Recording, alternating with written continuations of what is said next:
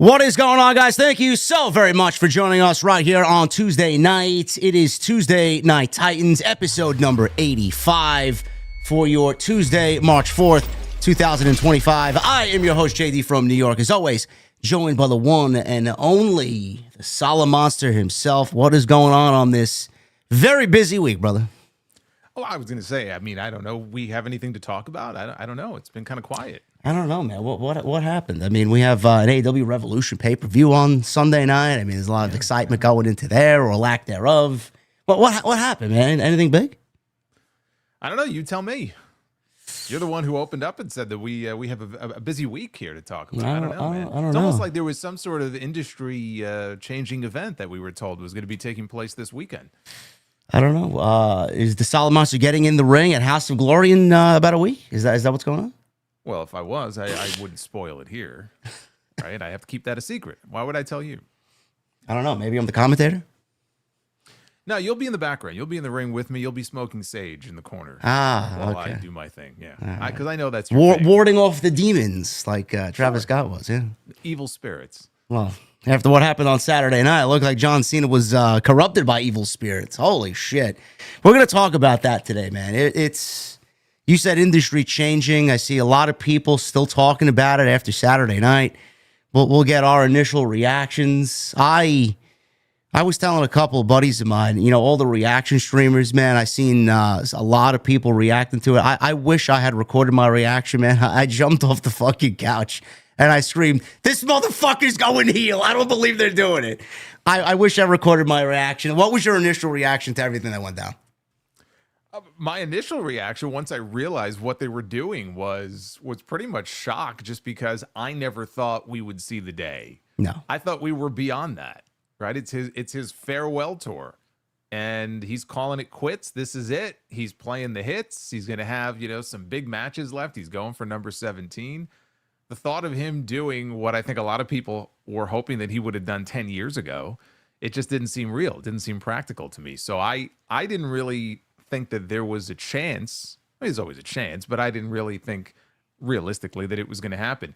There was a point in the segment, though, where I realized, like, oh shit, this feels like it's headed in that direction. And I was still like, yeah, but I don't know. I don't know that they're actually going to pull the trigger on it. And then they did. And so my reaction was like probably everybody else's, where it was like, holy shit, they actually did it. It was a memorable night, and to me personally, it was probably one of the top 5 moments that I think I've ever seen, and I've been watching this shit since I was 4 years old. I just turned 43 this year. This is fucking crazy. Again, I didn't think they would do it either, and we're going to talk about it. We're going to talk about all the news and notes that came out of it. We're going to talk about why John Cena went heel now, the potential for him to go back to babyface, how we maybe get there, what WrestleMania and the road to WrestleMania looks like, how we're going to map out Cena's road, Punk's road, Cody's road, to Cena win the championship. You're going to get a full class of John Cena tonight right here on TNT. So we're going to have some fun with that. We'll also talk Revolution. I know Revolution's on Sunday night. Looks like a banger card as usual for Revolution. One of their biggest shows of the year is Revolution every single year. Probably the best wrestling show that they do every year as well. For the last couple of years, it's been that way. We'll talk about that, preview and predictions. We got some Rey Fenix news. Rey Fenix has finally been freed from Guantanamo Bay, and he is now a free agent, and will probably land with the WWE probably, I would say, in 7 days or so. 14 days. Before the end of the month is over, he'll be with WWE. So we'll talk sooner than he would have been otherwise. Yes, absolutely. Yes. That's definitely the case. NDA'd out the ass, I'm sure, but regardless, he is a free man, and he's going to be joining his brother Penta in WWE. And that's basically what we got wrapped up for you today. And I thank you guys for joining us on episode 85. I know NXT is going on right now. Usually you guys are watching us both. This is going to be the place to be, and we're going to get into it. Here in New York, it's not even on right now. It's being preempted tonight. Oh, why?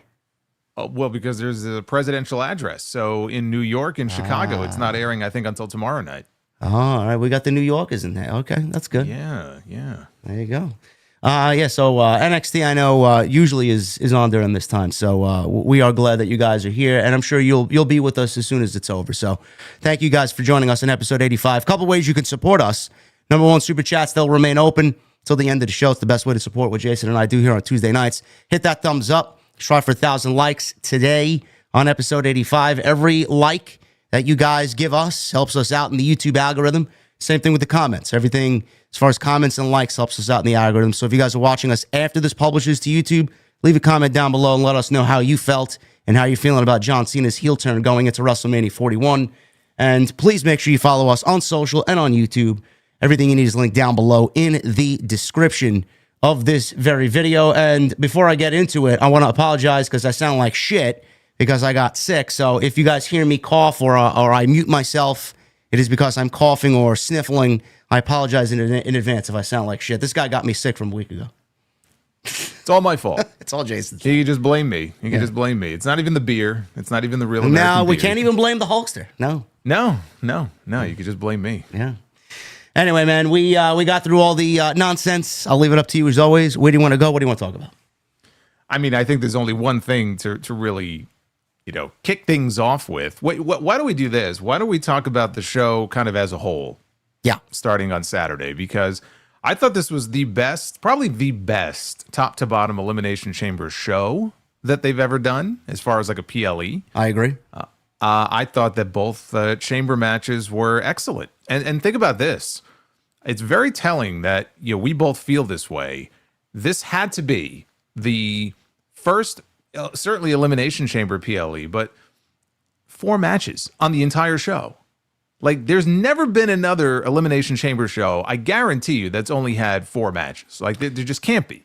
So you didn't have like a full card of matches, and yet we're sitting here talking about how great this show was. And I think it really illustrates that it's not just about matches, but when you have also the story and you have a major angle to support that, that's really what it's all about, right? It's not kind of all or the other. When you have a good blend of both, you can end up with the kind of show that we had on Saturday, which I thought was excellent from top to bottom. Yeah, I agree. It was the best chamber show that I think the WWE's ever done. I think this is the best. I don't want to say the best. I mean, WrestleMania last year is going to be fucking ridiculously hard to top. Outside WrestleMania, I think is a fair assessment. This was the best show outside of a WrestleMania last year for the Paul Levesque era. And like you said, it was the perfect storm of everything coming together. 4 matches, you look at it on paper, it's fucking ridiculous, but those 2 chamber matches, they go anywhere between 30 and 45 minutes each, depending on the story that's happening in the match. So that's a big chunk of time there. And then Sammy and KO went almost 30 minutes. And then we had the closing angle, which was Cody not selling his soul to The Rock and John Cena turning heel in one of the biggest moments in WWE history. A perfect storm, Jason. We had John Cena turn heel. We had Randy Orton return. We had CM Punk and Seth Rollins play out. Cena's last Elimination Chamber. Jade Cargill showing up. And Bianca and Naomi and that friendship now shattered. When story hits, it's usually the best thing that you could possibly ask for a pro wrestling show. And as far as a fan watching it is concerned. And I always say quality over quantity. I mean, they had so much missing from the show. The only person that we didn't get returning on Saturday night was Roman Reigns. And you can see that the WWE product has been lacking lately on television. Look at all the stars that they got back and what we now feel as hopeful going into WrestleMania season. And Roman Reigns was not needed on this show. I mean, it would have been tacked on. I mean, why would you give everything away on one show? They were so loaded on that show with, star power and returns, and they had the big angle at the end. So he wasn't even needed on that show. But it was a very newsworthy show. And you've probably been hearing a lot of the same feedback and criticism from a lot of people in the weeks leading up to this show. Like, oh, it doesn't really feel like WrestleMania. We talked about this here on TNT a few weeks ago. Yeah, we both felt the same way. Feeling very underwhelmed. It can't really compare to what was going on last year. And it just doesn't feel like WrestleMania. And, part of what we said was like the Elimination Chamber is going to be the real start of the build to WrestleMania, because look at all the people they didn't have on TV coming out of the Rumble, right? Yeah. Cena wasn't around, and Randy Orton still hadn't come back, and they were dragging out the Jade Cargill story, and on and on. And so they didn't have a lot of their big guns, Roman as well. And that was all going to change, starting with the Chamber show, and you saw that. And now it really does. It's like a switch got flipped. And it's amazing how you can go from where we were not even 2 weeks ago to where we are now and what it feels like now coming out of, especially that Raw show last night. Yeah, which I thought was a very good Raw. One of the hottest opens in months, probably the hottest open that they've had since they started on Netflix, which we'll definitely talk. We'll definitely touch upon that as well. But starting with the Chamber, the women's Elimination Chamber. I love this match. I thought this was better than the men's match in some sense, and we got the return of Jade Cargill. Jade Cargill showed up right before the match actually started. Bell rang, and then you hear a storm is coming, and legitimately, a play on words couldn't be more perfect. Storm did come to Naomi. She got her ass handed to her. She got a neck brace put on her and gurneyed out of the ringside area, out of the chamber. Jade apparently is now telling us that Naomi is the culprit for putting her out for several months here.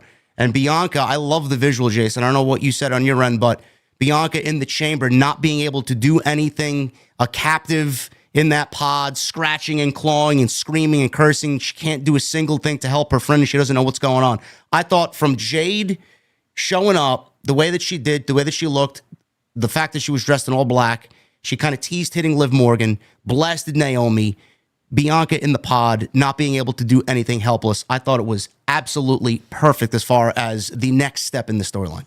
She looked unbelievable too. Yeah. I mean, she's marching down to the ring, like you said, all black. She's got that scowl on her face. And Liv Morgan's like begging off, like, oh, like shielding herself for what's about to happen. And then as soon as she turned and she hit Naomi, everybody started losing their minds. And I said the same thing as far as Bianca. I loved it because she's banging on the glass and she's freaking out. She's having a meltdown. But she's trapped. There's nothing she could do. All she could do is just stand there and watch. And, she takes the cage door and she slams it on Naomi's head. And then these fans, of course, are singing the goodbye song. She's being, like, loaded on the gurney. They're all singing at Naomi, like, na, na, na, na, hey, hey, goodbye. I'm like, man.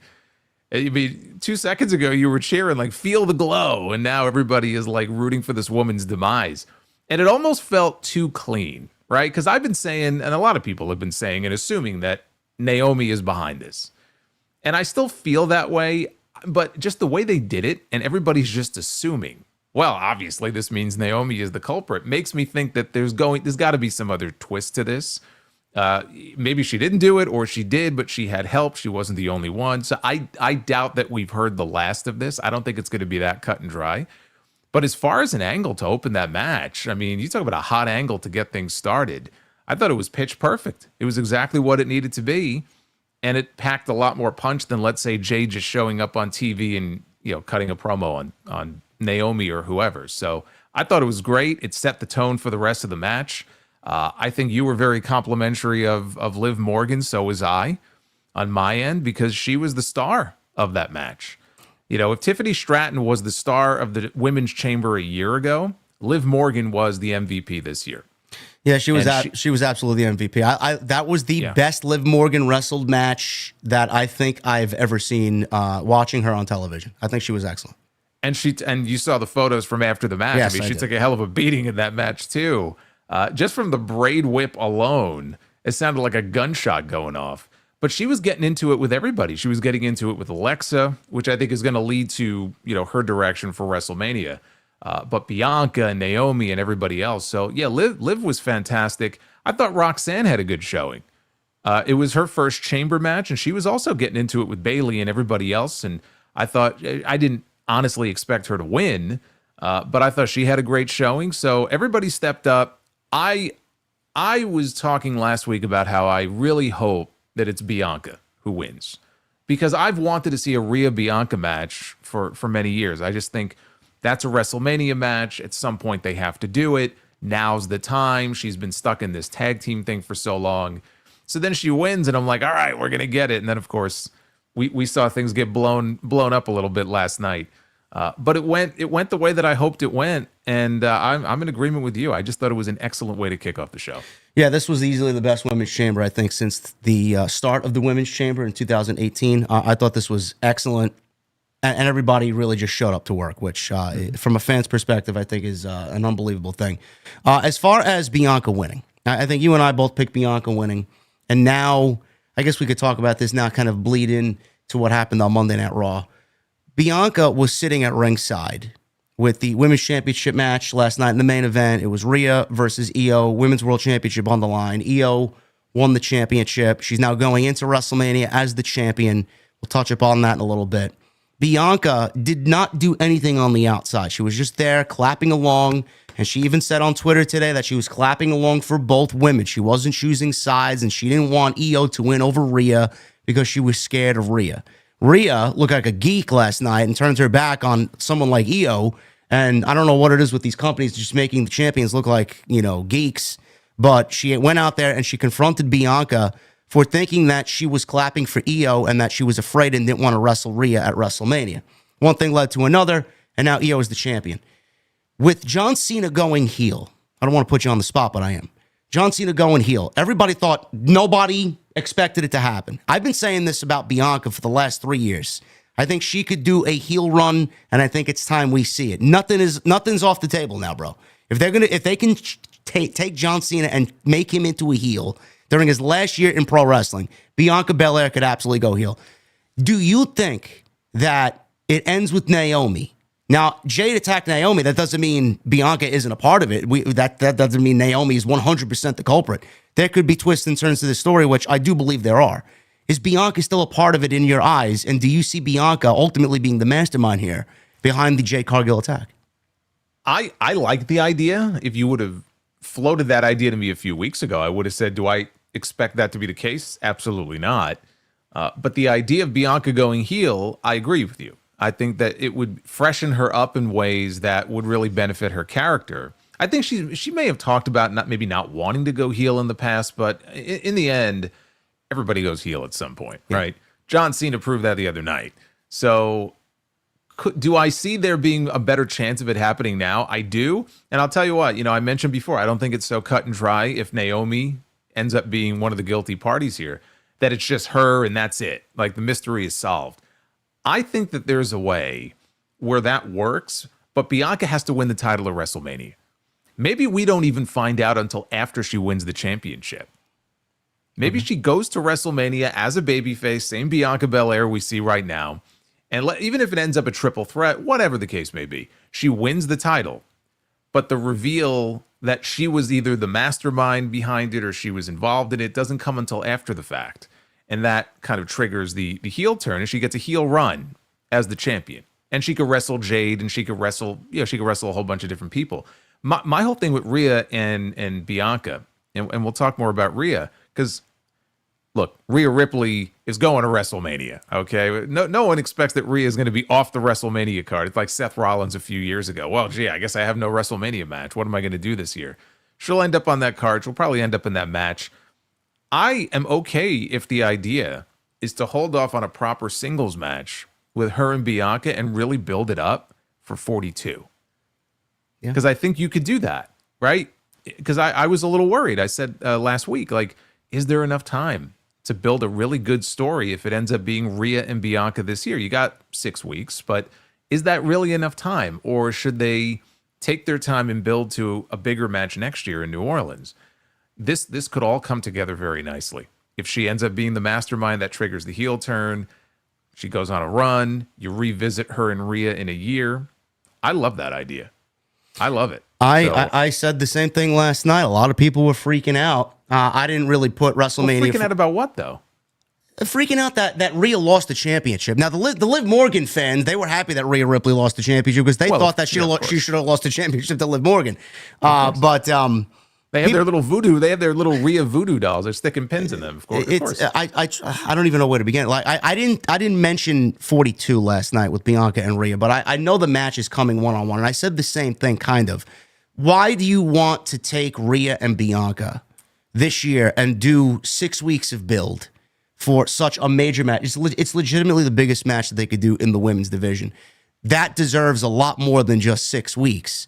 I would love to see it play out over 6 months, never mind 6 weeks. So what they did last night, I was shocked. I wish I recorded my reaction. I'm like, what the fuck did we just watch? I didn't really expect that to happen. I thought we were going to get some sort of fuck finish, a count out, a DQ, God forbid. But what they did last night is now take Rhea away from the World Championship Io, everybody wanted Io to win the world championship. She's now walking into WrestleMania as the world champion. She's getting a WrestleMania moment guaranteed with Bianca Belair. What this does for Rhea, Jason, is now it gives her two things that are super important on the road to WrestleMania. A reason, and now an aspect to her character that wasn't there. She's shedding a new skin as far as a character. Now we see Rhea tough and she's violent. She goes in there and just beats the shit out of people. The promo, I don't know if you watched the interview last night with the Raw exclusive with Jackie Redmond. It's almost as if she's telling everybody she has no friends and that the Judgment Day and the breakup with Dominic has left her isolated and alone. And this is another layer to the character that was not there and something that is just very weird to see coming off someone that's just been so to herself and so strong. I loved what they did last night. Like you said, there's no possible way anybody watching this show on the week-to-week basis thinks that Rhea Ripley's not going to be included at WrestleMania in this match. I thought it was the best promo that she's ever done. That whole backstage segment, she was like going through all these different, like the different stages of grief, right? She was upset, she was sad, she was almost like she was losing her mind a little bit there. And it was a long one too. It was like a 4.5 minute video. So I thought that was honestly the best promo that she's ever cut. Because usually a lot of what we see from her on TV or in the ring, it's very basic stuff. I mean, Rhea's not known as like, oh my God, great Rhea Ripley promo. She's fine. But like this actually, it was running through like so many different emotions. And like you said, layers, peeling back the different layers of her character. And she was showing that she was vulnerable in a way that character never has before. So I like that aspect of it. I don't think, first of all, there is still time between now and WrestleMania. Io Sky could very well lose that title back to Rhea. I don't think that's going to happen. It could, though. So let's not say, well, Io Sky is definitely going to WrestleMania. I'm like 95% sure she's going in as the defending champion. But the way things are going lately, we can't totally be sure. I think that there's nothing wrong with putting Rhea and Bianca in the ring of WrestleMania this year and having that as the first. The first chapter of a much longer story. Like you said, is 6 weeks enough? This is a match that a lot of people have wanted to see for a lot. Rhea in the promo last night, right? She said, like, this is the match I've always wanted, and now it was taken away from me, right? I was this close, and it was taken away from me. And she blamed herself. Now, to be fair, I said the same thing where she came off as completely stupid for doing what she did last night. I said she cost herself the match. She has nobody to blame but herself. Right, well, it's not Bianca's fault. Well, at least she recognized that she did. Yeah. Well, that's what I said. That's what I was going to say. Like in the promo, she acknowledged that. Like, how stupid was I? Right? Because and that's part of the story they're telling, where she acknowledges that it was her foolish mistake that ultimately cost her the championship. What did Charlotte Flair say about Rhea Ripley a few weeks ago on TV when Rhea was like, "Pick me. I want you to pick me," because we've done this dance before and we're all tied up. And you think but you still don't respect me, and so I want you to pick me. And Charlotte made a comment to the effect of, "You're still a child." Yeah. Right? Well, she almost proved Charlotte Flair right last night with what she did. And then after the match, she's throwing a tantrum at ringside. She's screaming like, "Fuck," and she's like screaming all this stuff as they're going off the air. I like how they're starting to evolve the character a little bit. This could be her story. It kicks off now, tied in with Bianca. And again, you could take it into next year. So I hope they go in that direction. I certainly would not rush the title back onto her, even at Mania. I don't know if you feel the same way. I mean, I would keep it off her for a while. Let this thing evolve a little bit more. Let her struggle in a way that she hasn't. Well, she's up against a lot of odds. We didn't mention we didn't mention that she hasn't beaten Io since 2020. Never in a one-on-one match. Never beat Io. And Bianca has an undefeated WrestleMania streak. So she's got those two things looming over her on top of everything else that she's got going into WrestleMania. Good. She should struggle. She's someone who really didn't struggle all that much until Dom turned on her at SummerSlam. That was like the first real time. Yeah. But that was one of the knocks on Rhea is that, when she actually does wrestle, like there was nobody else in the division that was like, when you look at them, like, how can anybody be looked at as real competition for Rhea Ripley? And she's run through all these people. It's about time that she's showing weakness and vulnerability, because it's going to make her more interesting and a more compelling character in the long run. I don't know how you feel about the idea that Rhea might go heel, and maybe it's not Bianca and Rhea goes heel. Me personally, because some people were asking me about that, I think that would be foolish. I mean, she's just so over right now. Yeah. I think that would be insane. It's the same people that said Cody should go heel. And I maintained the entire time that would be the stupidest fucking thing they could do because he's the guy, right? He's your top babyface right now. And they're really building everything around him. And so it would be foolish. I'm not saying later on you can't do that, but like right now, if you would have sold his soul and went heel, I think that would have been dumb. I kind of feel the same way with Rhea. I think you keep her as is. Bianca as the heel is something that intrigues me more than Rhea going heel and selling her soul to get, back into the title match or something like that at WrestleMania. Yeah, I don't know if it's going to be that they play into the fact that Bianca wanted this spot and she wouldn't be in this spot if she was tagging along with Jade and she was the one to strategize a breakup and is the mastermind behind all of it, and that's why she's in the position that she's in right now. I don't know how they get there, but it could be a reason as to her being behind everything and just not Naomi, and Naomi's the fall woman here. But I'm going, I was going to say, I'm going Bianca walking out of WrestleMania as the champion. I think that's the right decision here. I think so too. And I was thinking about that same thing because it would be one thing if Jade gets attacked, right? And so Bianca now has no tag team partner and she's back to doing singles. Then it's very easy to explain that like Jade felt or Bianca felt she was being held back. So she took matters into her own hands and she was kind of taking her career back. But after Jade got hurt, she kept doing the tag team thing with Naomi. So it makes it a little harder if that ends up being the explanation. Not that you can't do it, but it's just different as opposed to if she had just immediately gone back to doing singles, but she was still doing the tag team thing. So that makes it a little tougher. But look, you could always come up with some kind of explanation, right? She gave a year of her career to this woman. Maybe she started to feel threatened by her. Yeah.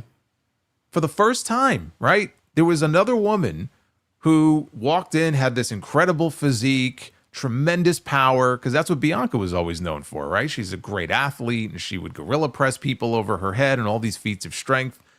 So maybe she just was starting to feel a little, no pun intended, jaded by this other woman now coming in and maybe stealing some of her spotlight. Boom, there you go. It could be as simple as that. You could always come up with an explanation for it. It could be a great story, especially with the fans predating all the rumors and all the innuendo and speculation. Oh, I want to see Jade versus Bianca, even when she was in AEW. How similar they were. So I love it. I think everything is great here. Finally, the women's division has a story that we actually sink our teeth into. I mean, it's something that's been missing for many, many, many months. This could be it. And I know Triple H says that they had to wait. Sometimes it felt like it wasn't progressing, the whole Jade storyline. He said they didn't know when she was coming back, if she was coming back. I think it was just him kind of embellishing a little bit. I think they knew that she was coming back. Maybe not when, but I'm glad that she is back. I think this is going to be a huge deal for all of them. Does Jade get a WrestleMania match out of this? Is it going to be Jade versus Naomi, or do you think they just keep her on the sidelines and have her be that big looming shadow over this storyline? No, I mean, I think she gets a match. I mean, there's still quite a bit of time between now and WrestleMania. Yeah. And I don't think that she comes back now if they're not preparing her for whatever her match is going to be. Is it going to be a singles match against Naomi?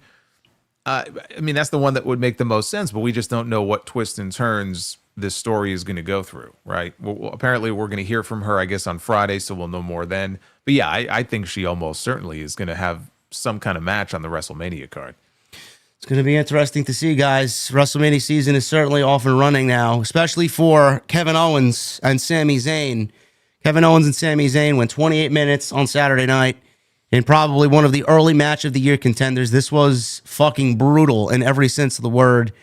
And I love both of these guys. I adore both of these guys. This was probably the best match that they had in WWE together. And it was unsanctioned. They lived up to the stipulation. And we saw the return of Randy Orton at the end, which I think everybody kind of felt was going to happen anyway. There was a small possibility with people talking, or we talked about all the possibilities that Randy Orton could come back and eventually side with Kevin Owens and think that what Cody Rhodes did is wrong and just come back and just go super duper heel. Didn't happen. He came back. It's a natural progression of things. KO pile drived him. He's seeking revenge. He went for the punt kick. They teased it. They did not deliver it. We'll absolutely get it at WrestleMania. and Randy Orton's back on WWE television. Jason, what'd you think of this overall match? The whole way the match was structured, the spots that they did, the crowd reaction, the shock to it, Orton's return, just popping the crowd, 38,000 at Skydome. Everything was fucking great. This was probably the match of the night to me. I wouldn't say it was the match of the night. I think I would still probably put. I like those chamber matches, more. I think than anything else. And there were only 2 other matches on the entire show. Yeah. But I thought it was excellent. I appreciated the fact they had that spotlight on them as well. Yeah. At least it wasn't like a blue light or a red light or something. But I didn't find it too distracting. The referee, I think there was no WWE emblem on their outfit and everything. Now, of course, they still came out to their entrance music. If this was really completely unsanctioned, they wouldn't have even had graphics and music and stuff like that. But now did you see the turnbuckles didn't have the logo, but one turnbuckle did? I don't know what that was about. Did you pick that up? No, I didn't notice that. No, and that never came into play, right? They never pulled off any of the turnbuckle pads. No. Yeah, that was strange. There was one bottom turnbuckle with the WWE logo on it. Yeah, no, that I didn't notice that. But I thought the action was great. I was surprised that there was no blood because it's an unsanctioned match. We saw Kevin Owens bleed quite a bit in the ladder match against Cody at the Rumble, and I thought, well, surely if he bled there, one or both of these guys were probably going to get blood in this match. By the end of the night, though, it became clear why that was, because they obviously wanted to save it, which makes sense, and I agree with that. They wanted the final closing angle to have more impact. So I get it, but it was a little weird because they introduced that barbed wire chair, and like Kevin Owens, like he took a drop toe hold face first onto the barbed wire chair, and he's taking all of this abuse. And I made the comment, I go, boy, he doesn't have a scratch on his face. This guy just took a barbed wire chair to the face, and there's not a scratch on him. So that was a little strange. He sold the shit out of it, though. He's screaming and fucking yelling in the ring, though. He did, but I mean, it's barbed wire, like not a scratch on this guy. It was a little strange. Nothing. It was a little strange. Of all the weapons that you could introduce into the match, that maybe you shouldn't have introduced that one. I don't know, but it was great. Obviously, these two have a lot of history together. The story was there. The only question was, does Randy Orton return during the match and cost Kevin Owens, or does he do what he did and he shows up when the match is over? I think it worked out for the better. I think Kevin Owens, he needed this win more than Sammy did. He's coming off that loss to Cody in the ladder match. KO, it just felt like KO really hadn't won a big match in a while, so he probably needed that win a lot more than Sammy at this point. And then Orton comes out, of course, everybody loses their minds, and now the direction for him is clear for WrestleMania. The direction for Sami Zayn, not so much. I know they've been doing the carrying cross segments on Raw. He's been kind of teasing that he and Sammy may get into it at some point. I don't know if that's going to be a WrestleMania match or not. What's your sense of what you think Sammy? I don't see Sammy being worked into this, to make it a 3-way. So, I mean, what's your sense of what they may do with him? Just for Cross and his standing in the company, I'd like to see it because that would be a big match for him, probably the biggest match that they've done with him. Do I look at it as a WrestleMania match? No. Do they have time to tell a story for it to be a WrestleMania match? Sure, but Sammy's going to be out selling this unsanctioned match. I would wait till after WrestleMania. I think you and I perfectly put it up a couple of weeks ago. I don't know how many other people ran with it. If Sammy misses WrestleMania this year, I don't think it's going to be that big of a deal. He's had 2 unbelievable WrestleManias the last 2 years. WrestleManias that people would die to have. I think Sammy is legitimately, at this early stage of the game, you and I talked about it, the odds-on favorite in Saudi to win the Royal Rumble and then get a world championship at WrestleMania next year. So if he misses this year's WrestleMania, I think they have a reason for that to happen, and I do think that they're setting him up for something even bigger for him. The biggest thing that he could possibly ever think of next year for a world championship. That's just the sense that I get. Yeah, and that's fine. It won't kill him. It would be a little weird because 2 years ago he was in the WrestleMania main event on night 1. Yeah. Last year he ended Gunther's undefeated streak on the main roster and won the IC title. And then a healthy Sami Zayn being kept off WrestleMania for storyline reasons would be a little strange. But again, it wouldn't be a death knell for him. I do think there are bigger things coming in his future. And, you got 2 nights. That's true. There might be some people who do get left out of the equation of WrestleMania this year. I don't know, unless they start putting a bunch of multi-man matches together, which is certainly possible. It just may be a case where there's no obvious opponent for him. Why shoehorn him into a match that doesn't really have that much of a story? Why not just keep him off the card altogether? Maybe he gets involved with Jimmy Uso in some way. Maybe he gets involved with the solo Jacob Fatu thing. I don't know. Sammy's a Raw guy, right? Sammy's on the Raw roster. Jimmy, yeah. I think there's a better chance of Jimmy being involved with the U.S. title. I could see that. You don't think that there might be like a multi-man match for the U.S. title that has like Jimmy and LA Knight and if we needed a multi-man, it's certainly shaping up for that match to be the multi-man. Yeah. You could say the same thing possibly though for the IC title on the Raw side. Yeah, you could. I don't know where they're going. I mean, they've been pretty heavy on Balor and the Judgment Day against Braun Breaker. I don't know where that came from. It's like 2 weeks now, but you didn't see Braun Breaker's promo. No, I don't. I'm VP endless, so I don't know. It's a good thing. It's a good thing you didn't see it. It's for the better. I talked about it last night because he was interviewed by, it was probably Jackie, maybe Kathy. I don't know. Jackie Redmond was up with him on the concourse somewhere. And I think when the show came back on the air, it picked up with Balor in the ring, and then he was cutting a promo on Braun. Yeah. But during the break, like Braun Breaker was talking about the Judgment Day and what happened last week, and he mentioned Dom having a Dirty Sanchez mustache, walking around like that. And then he mentioned Carlito. I wish I had it in front of me. He mentions Carlito, who of course has the apple. And it's like he starts dropping bars about how, like, the doctor says that an apple a day keeps the doctor away. And then he starts going, and I'm like, it honestly felt like something Vince McMahon would have wrote. That like Vince would have thought was really cool, and he wanted like his top babyface to say it, but then when you hear it, you just start cringing. And I just said, please don't ever do this again. Like it made him look so uncool that I'm actually glad it didn't air on the show itself. So I'm hoping that was just a one-off, and it doesn't become like a regular thing with him where they try to force it, because he just has like this natural kind of cool factor to him, which is why I think the fans have gravitated towards him, even though he was supposed to be a heel originally. But this was not good. Like it was not good. No, I didn't. Nobody even said anything to me yesterday about that. Good. I had no idea. Good. Trust me. Actually, you know what? Hold on a second. I need to read this to you. I need you to know, because I wrote it down, and I need you to know what this man said. I gotta get fucking nursery rhymes here with the Solid Monster. That's kind of like, honestly though, that's kind of what it was like. I mean, I don't know if I could say it the way that he did, but let me see here. Here we go. Apple. Here we go. Okay, so yeah, it was Jackie Redmond. This is just so ridiculous. He said, "It takes courage to be Dominic Mysterio walking around with a Dirty Sanchez mustache all day long. Or Carlito, the Apple Man." He goes, "You know what they say, an apple a day keeps the doctor away. But you better stay away from that Braun Breaker and his spear, because I hear it strikes fear. But if it's a fight that you're looking for, or maybe even a grapple, I will gladly kick all your asses. How about them apples?" That sounds fucking terrible. It was awful. I never want to see you or hear you read that again, ever. Never mind Braun Breaker. It was awful. Like, it was like the antithesis of what makes him so cool. So, like, get it out of your system, but please don't do that again with him. Let him just be who he is. That's why he's over with a lot of the fans, and they bark at him when he comes out.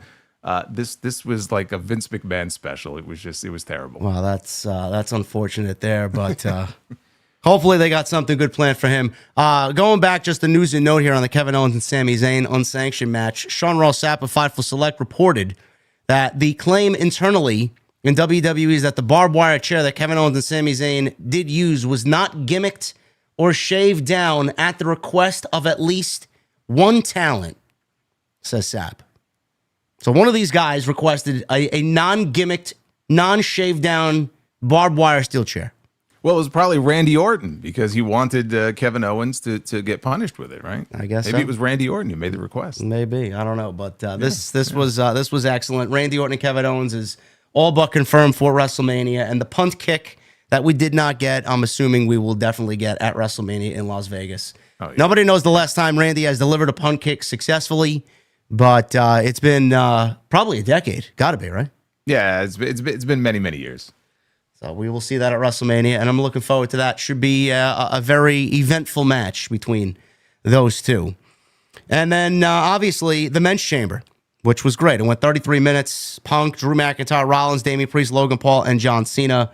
I thought everything here, Jason, the way that it played out, from order of people in the ring to the teases for WrestleMania, I thought they really hit on that. The camaraderie between Punk and Cena, that kind of devolved into them being the last two guys. And, you know, Punk and Cena hugged each other, and it was a situation where, you know, you shouldn't really be doing that. And it kind of showed itself in that match a little bit.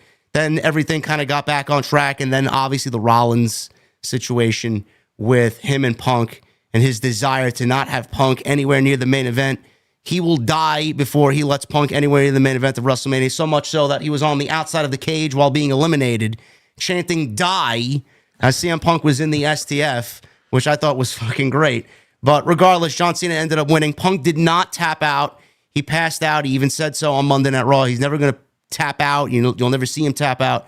John Cena ended up winning the Elimination Chamber with him and Punk as the final two. I thought everything here was great. And McIntyre, Priest, we got a little tease of that potentially still in the works for WrestleMania as McIntyre was eliminated by Damian Priest. What'd you think of the whole thing? How'd it play out? What are your feelings? I think the magic is still there with Cena and Punk.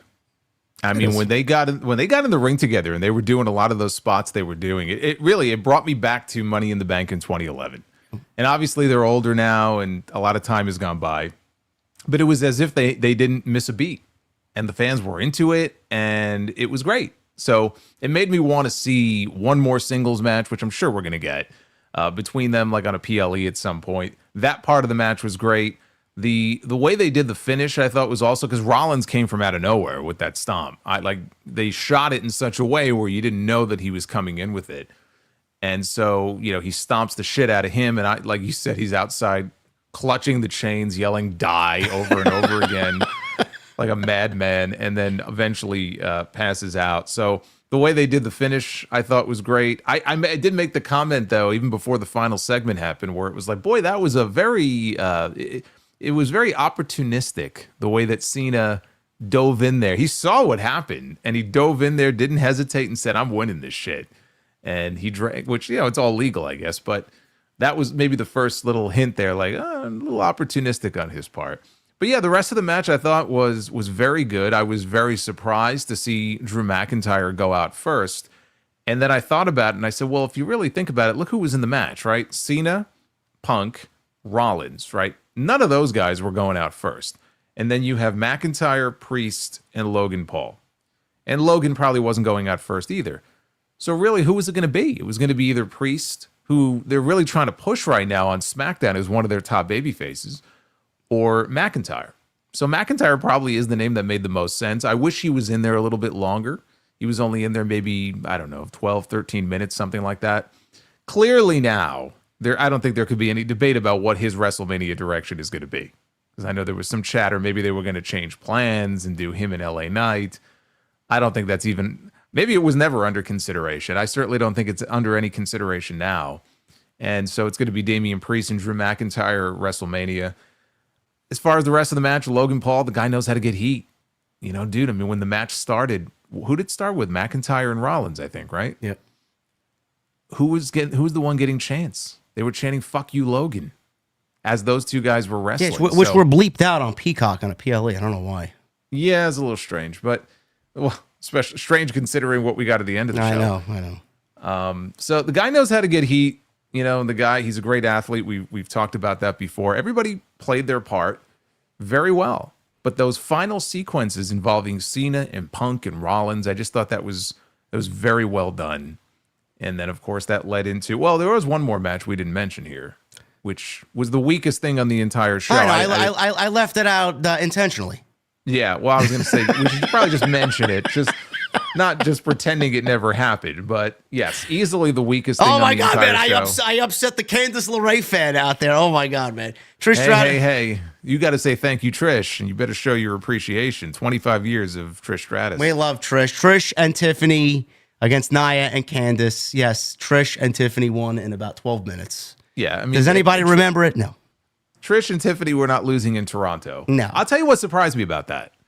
I picked them to win, but I specifically said Nia Jax is not taking the losing fall in that match because it just doesn't make sense. If she's got one more title match that they might do with her on TV, why would you beat Nia when you have a perfectly good Candice LeRae right there? Yeah. And they pinned Nia. They had Tiffany, and it was Tiffany. Tiffany pinned Nia Jax. So, I mean, are they not? How could they run that match back on TV as a title match, right? I mean, why? That would be pretty stupid to me if they were going to do that, because why wouldn't you just have Candice take the loss and save the pinfall on Nia for the title match if they're going to do one on TV? I don't know. It's a good question. I didn't really think much of it, to be quite honest with you. Well, I mean, they did the title match a few weeks ago. It ended on a disqualification where we got no clear winner. And Nia's still been talking like, no, I'm still going to take that title from you. So that's why I'm just thinking they might run that match back again. That's the only thing about it that surprised me. Otherwise, it was a pretty ho-hum match. I mean, it was fine. It was decent. It wasn't, anything great. But compared to everything else on the show, clearly the weakest thing on the entire card. Oh, absolutely. Yeah. I was going to ask you, because we're going to get into it now because it was the final thing on the show. Looking back at it now, with the way Rollins eliminated, or I guess aided in helping Cena eliminate Punk, and what we got at the end of the show with Cena going heel, did you, over the last 72 hours, think that there's any collusion between Rollins and Punk, and Rollins maybe being involved with what happened at the end of the show? Did you think that at all? Because I know a lot of people were making mention of Rock's hand gestures. He did the 3 at Bad Blood. Everybody's correlating the 3 to the 3-second 10 of John Cena. It was basically the same kind of hand gesture, but backwards at Bad Blood. I don't know. People are making correlations to that. Whether or not it's intentional, I don't know. It's a stretch. Everybody is making correlations to every little thing. Do you see the latest thing now? People are showing those photos again from last year's build-up when Rock was beating up Cody in the parking lot. You have the truck behind them. That's the new one. Yep. Yeah, that's the new one. So like everyone is coming up with their own little conspiracy theory. No, I don't think that's the case. The thought never crossed my mind. I think Rollins has pretty well established that he doesn't like The Rock. He doesn't like any of those guys. And I don't look at it as a situation where Rollins is in collusion. He's also sold his soul. I think it would just be a rehash. He's already sold his soul once before. That's why I thought he would be a bad choice if it ended up being him. So no, I don't think that. I think that's just people reading a little too much into it. You don't think his hatred for CM Punk goes that deep where he would align himself with the guy he vehemently hates? Why would he have to align himself with anybody? He got eliminated. He was embarrassed. It was CM Punk who pinned him in the chamber. He was still in the chamber. He saw an opportunity to stomp the shit out of this guy, and he took it. Because he fucking hates his guts. It has nothing to do with The Rock. He doesn't need to buddy up to The Rock to get revenge on CM Punk. He got his revenge on CM Punk. He stomped him and he cost him a win in the Elimination Chamber. People are making a big deal about a lot of correlations to throwbacks and like the NWO. Who's the third man? Who's the third man? They're like, there is no third man. There is a third man. There may be some planning on it being a third man, but right now I'm not thinking of a third man here. It's Cena and The Rock. That's it. I don't know who the third man is. They could always add more people to this if they want. They could choose a younger member of the roster and try to give them the rub. I mean, they could do anything they want. Do I think that this has been hatched as a plan to have a third man? No, I don't. Doesn't mean they can't eventually be added, but I think, again, people are making a lot of comparisons to the NWO and to other things, and it's fun. It's fun to kind of fantasy book and all that, but I don't think much of that. Yeah, a lot of things have been thrown out there on social media. I'm glad people are talking about it because it was legitimately one of the biggest moments in WWE history. I know we'll get into it. I got the big story here from Fightful. I got all the notes here from what I took on the show on Saturday night. I want to start here, Jason. I know a lot of people are thinking about the Cena heel turn and what it means for the business right now. And the first thing that was on people's minds was Cena turning heel and immediately comparing it to Hulk Hogan and the NWO, Bash the Beach 96, where he aligned himself with Hall and Nash. I know there's a lot of comparisons just because of the status of both Hogan and John Cena and both them being company guys. But as far as the comparisons, I personally said, and this is just coming from me, I think I know where Jason's going to come from as well, but me personally, it is not the same as Hulk Hogan's heel turn, and I would not compare it to the Hulk Hogan heel turn. And lastly, I would not even say it's above the Hulk Hogan heel turn. One was basically changing the business. Hogan was at the height of one era, did what he needed to do to be at the height of the modern era there in 1996, and he was the man behind two of the biggest booms in the history of pro wrestling, and will go down as the greatest heel in the history of the business. That's my honest opinion. No matter what you think of him or how you feel about Hulk Hogan, he is the greatest heel in the history of the business, and that is the greatest heel turn that we'll ever see. There's not going to be, we'll be in the grave, and there'll be no other heel turn ever again that's going to be on that level of Hulk Hogan. What was your initial reaction to people comparing the two, and why is it silly for people to compare the two? I can understand why people would do it. It's just natural. I mean, wrestling fans compare everything to the past. You know, I'll get questions. I could be live on YouTube doing a stream right after something just happened, like somebody won a title, let's say. And I'll be getting questions. How does this compare to this? Where would you rank this? I go, dude, I just watched it. Like, I don't know where it ranks. You got to give it some time to breathe, okay? You got that recency bias. Like, so it's a natural thing. What I said was this, and this is my attitude on the whole thing. The Hogan heel turn is sort of in a league of its own. I look at that in many ways the way I look at the 92 Royal Rumble, where we have had some great Royal Rumbles since then. But like in my mind, that's still the greatest of them all. And there were a lot of reasons for it. Hogan's heel turn was transformative. It wasn't just, oh, the good guy went bad. Right? He's Breaking Bad now. Yeah. Like, it was transformative. A lot of what we got during that Monday Night War period in the Attitude Era very likely doesn't happen if Hogan doesn't go heel and the NWO doesn't become a thing. That's how big that was. So Triple H made the comment like, industry changing, and he was teasing something big was going to go down this weekend. And it was a very big deal. It's on Sports Center. Everybody's talking about it. But it's not going to have the same impact that the Hogan heel turn did, right? Business now is it's just so much bigger than it was back then. But whether John Cena turns heel or not, in the grand scheme, it's not really going to make that big of a difference. That's the biggest difference between what we saw at the Chamber and what we saw at Bash at the Beach. What I think is fair is to say that that moment that we saw on Saturday was this generation's Bash at the Beach. Yeah. So you're going to have a lot of people who, they didn't grow up watching wrestling back when Hogan turned heel in 96. Or they weren't a fan back then, or they're very young, and so they weren't around for it.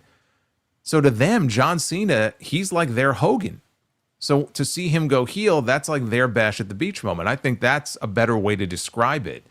I don't look at it as bigger than that.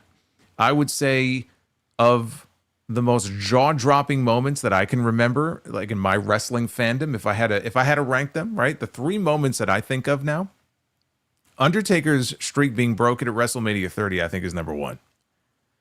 I remember where I was in my initial reaction to that. It was I could not believe. I thought I was in another fucking on another planet when that happened. I was there. I was in the stadium, and I'm looking around, dude. Like I'm in it, and I'm looking at people, and I feel like I was the only one laughing. But that was just I mean, you can see me, like they put me on TV very briefly. I'm like in the corner of the screen. I'm the only person laughing because I didn't know how else to react. It was like everybody was stunned. Jaws literally were dropping. Okay, to me that's number one. Number two would be the Hogan moment at Bash at the Beach, and number three would be what we saw on Saturday, because I legitimately was shocked. I never thought I would see the day, and I've said before, Cena's not going heel, right? Well, I was wrong. And I'm happy to be wrong. I think it's great. But I think that comparing it and saying, oh, this is bigger than the Hogan moment. It was on Sports Center. Like, it's two totally different eras. It's two totally different sets of circumstances. So I think it's unfair to compare them directly. But this was, for this generation, that's what this was. This was Bash at the Beach 96. Do you think it's fair to say that Hogan needed to go heel, John Cena did not need to go heel? Because that's the way I feel. Cena didn't need to go heel. Hogan absolutely needed to go heel. And I don't know. I think you're the guy that everybody would probably come to for an answer like this. Did Hogan ever want to go heel before he left WWF? Did Vince not allow him to, and then he went to WCW, and then he was given the option to do it? Maybe there's a story there. This is what Hogan claims. Oh God! Okay, now we're getting into the Hoganisms now. So what he claims is that he went to Vince before WrestleMania 6, and he said, "I got a great idea. You got to turn me heel." So he was going to lose to the Warrior, and then he would go heel, and he would become Triple H. He would become Hollywood Hulk Hogan.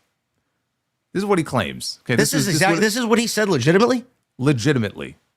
I pitched the idea for Hollywood Hulk Hogan. I don't believe that. Of course you don't believe it, because he's full of shit. That's why you don't believe him, right? But that's the story that he tells. Now, did Hogan want to go heel during that time period at some point between the beginning and the end of his run, when he first became that mega babyface? Maybe at some point he felt like he wanted to go heel, but I have my doubts. I have serious doubts about that, because Hogan, you could say his popularity was starting to wane, right, as the 90s went on, but he was still the ultimate babyface. He was still selling tons of merch. I don't think Hogan was in any great rush to turn heel.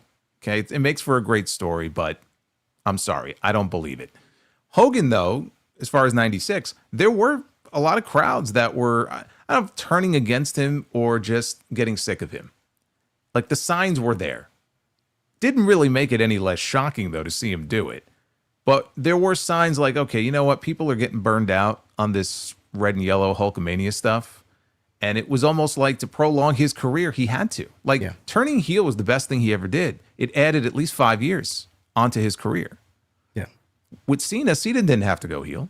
Cena, this was his retirement year. The story was number 17, right? He would have been the sentimental favorite for the rest of the year if they didn't do what they did on Saturday. It would have been fine. So he didn't have to do it.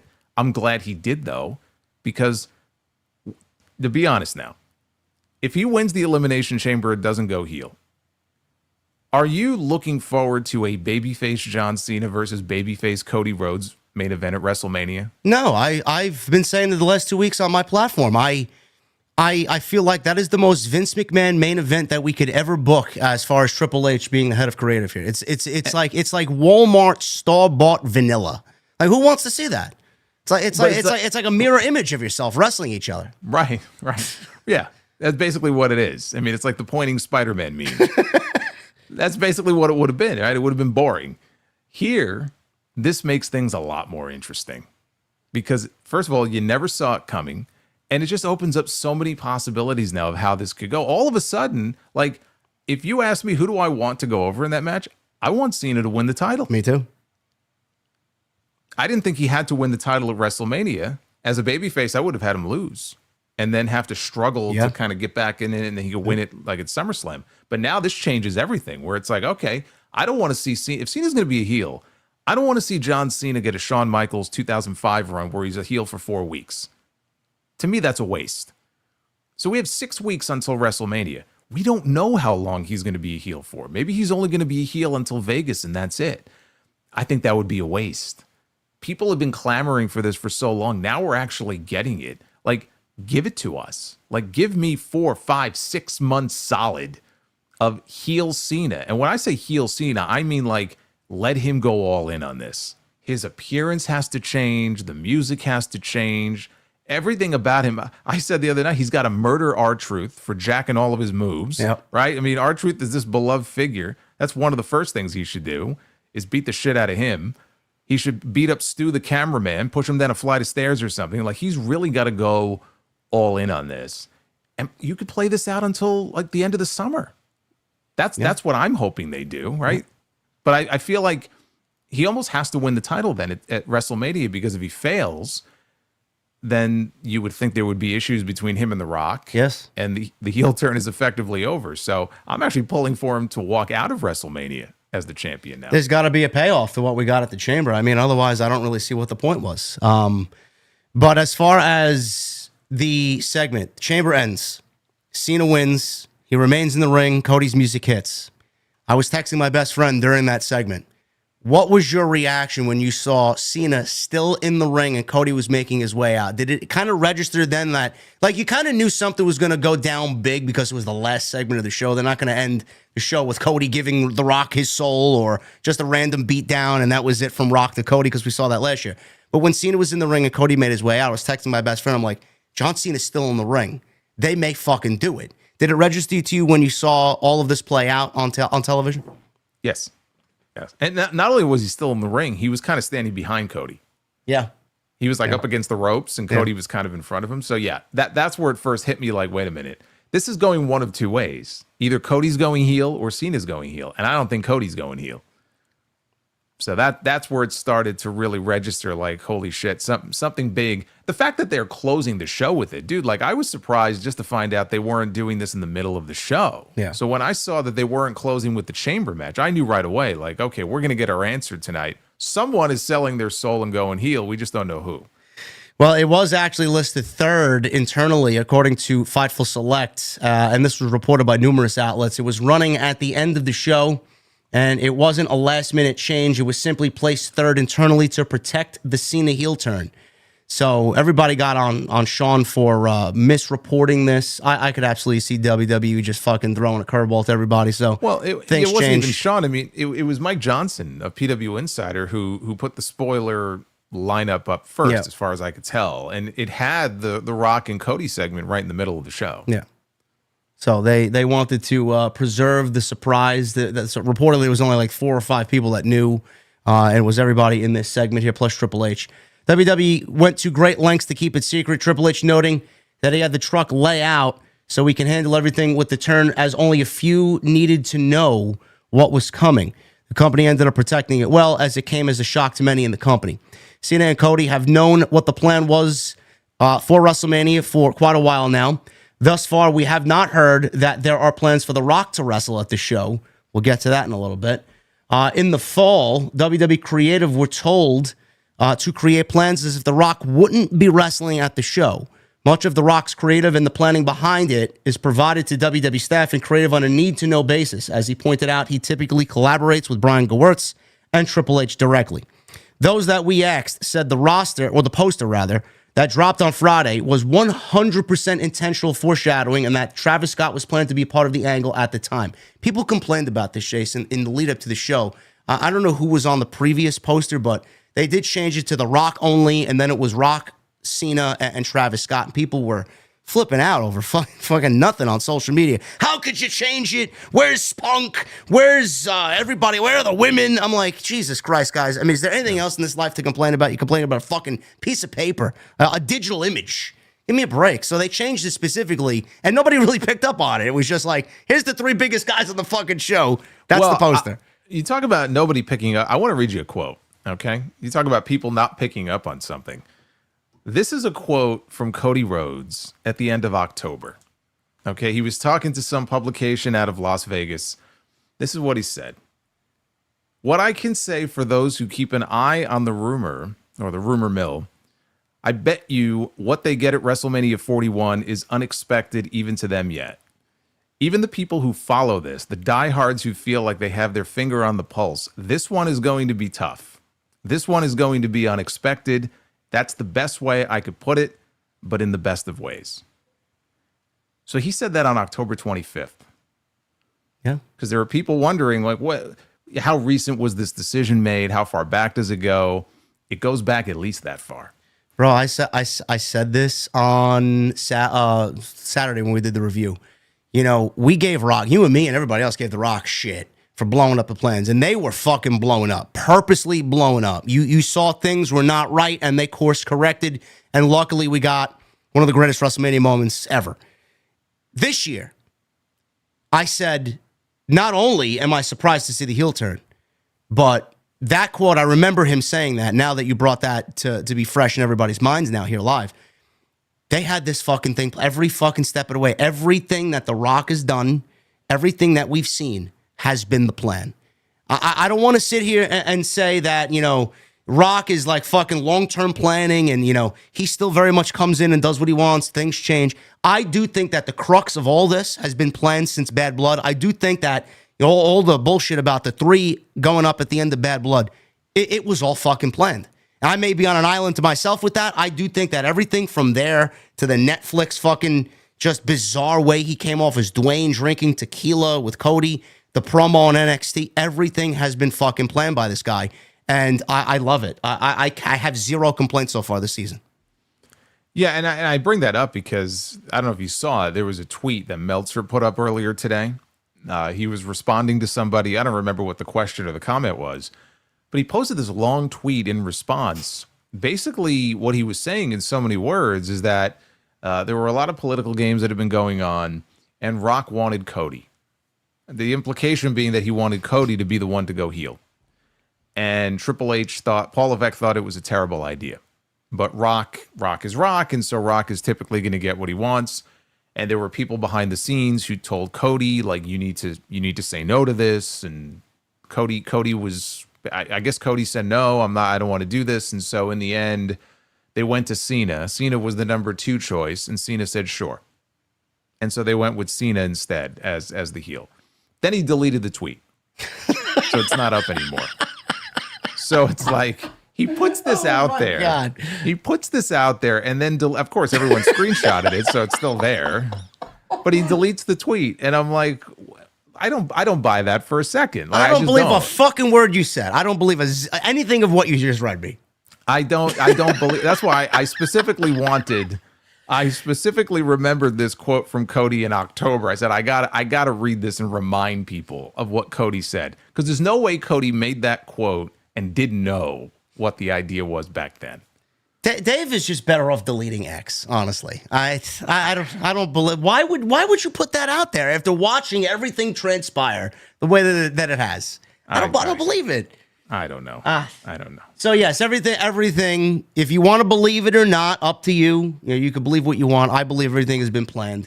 Cody mentioned that. I remember that vividly. That he did mention that back in October.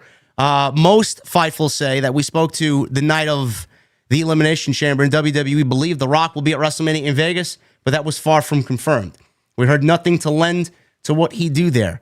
Of note, there were 2 writers listed internally for the segment, Ed Koskey and Brian Parise. There was no producer listed. However, considering the nature of the Elimination Chamber rundown being intentionally out of order, it's best not to take that as gospel. Cena is not advertised for the next 2 episodes of Raw. He wasn't on last night. Rock wasn't advertised for last night either. Rock did say at the post-show Elimination Chamber scrum that Cena would be flying to Africa after the show was over. I think he's got more filming.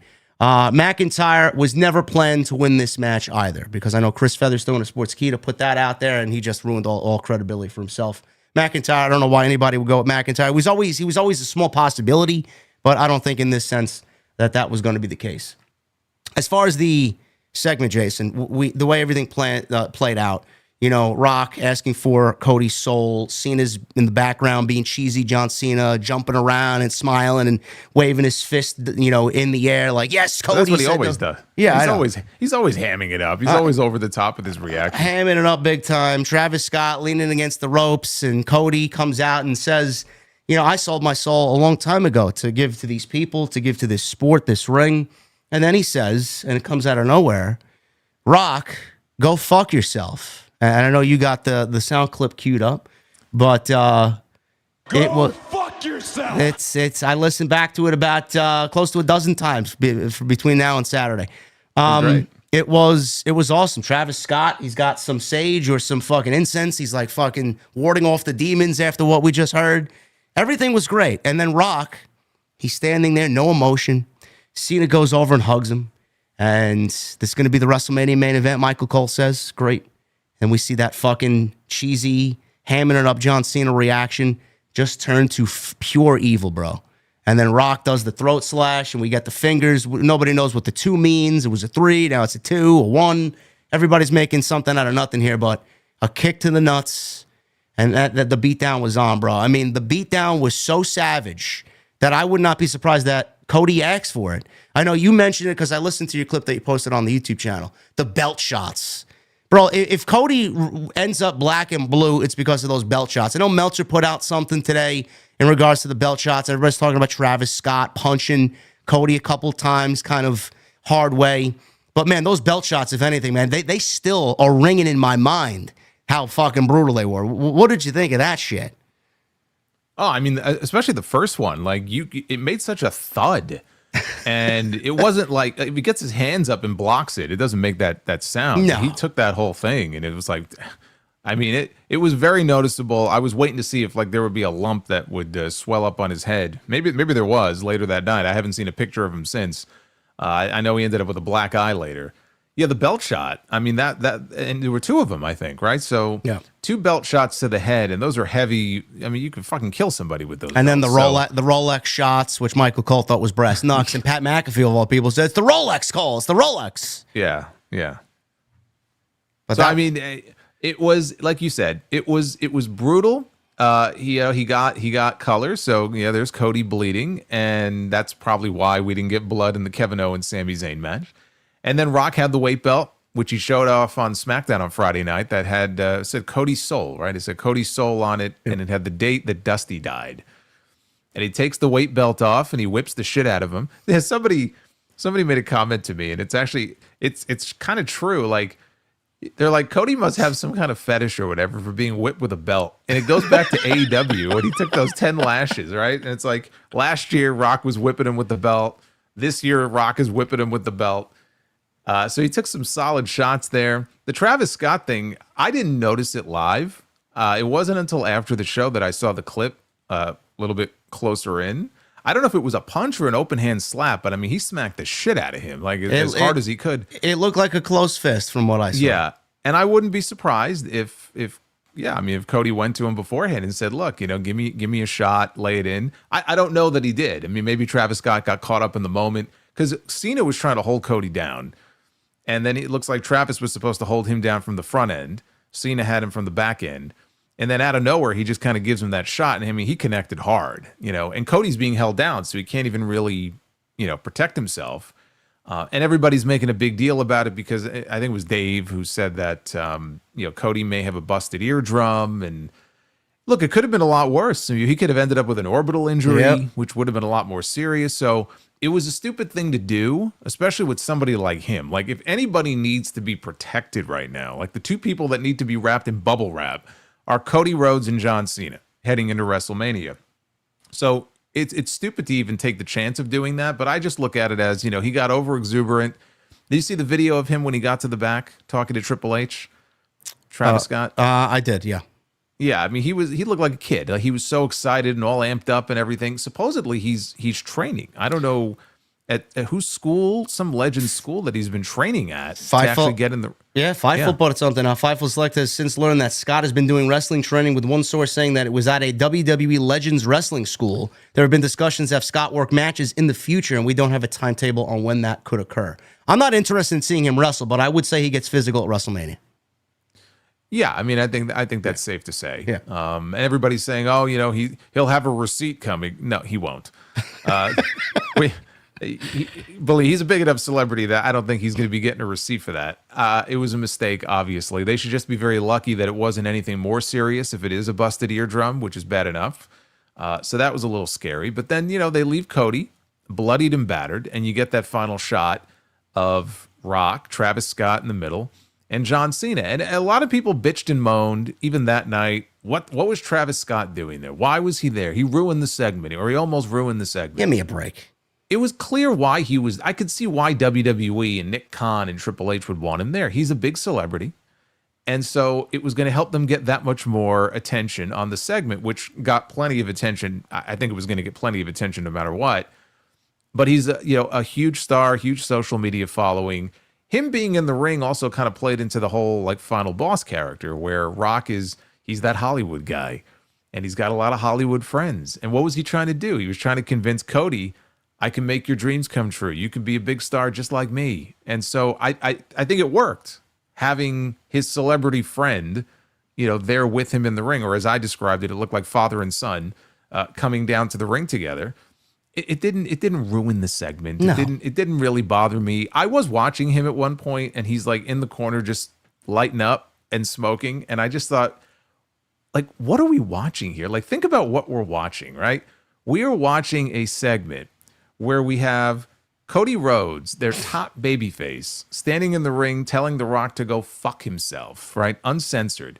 We have Travis Scott in the corner doing whatever he's doing, and then John Cena goes heel. Like, if I would have described this scene to you a few weeks ago, it would have sounded like a fever dream. Bro, Vince right? aged 15 years watching this segment.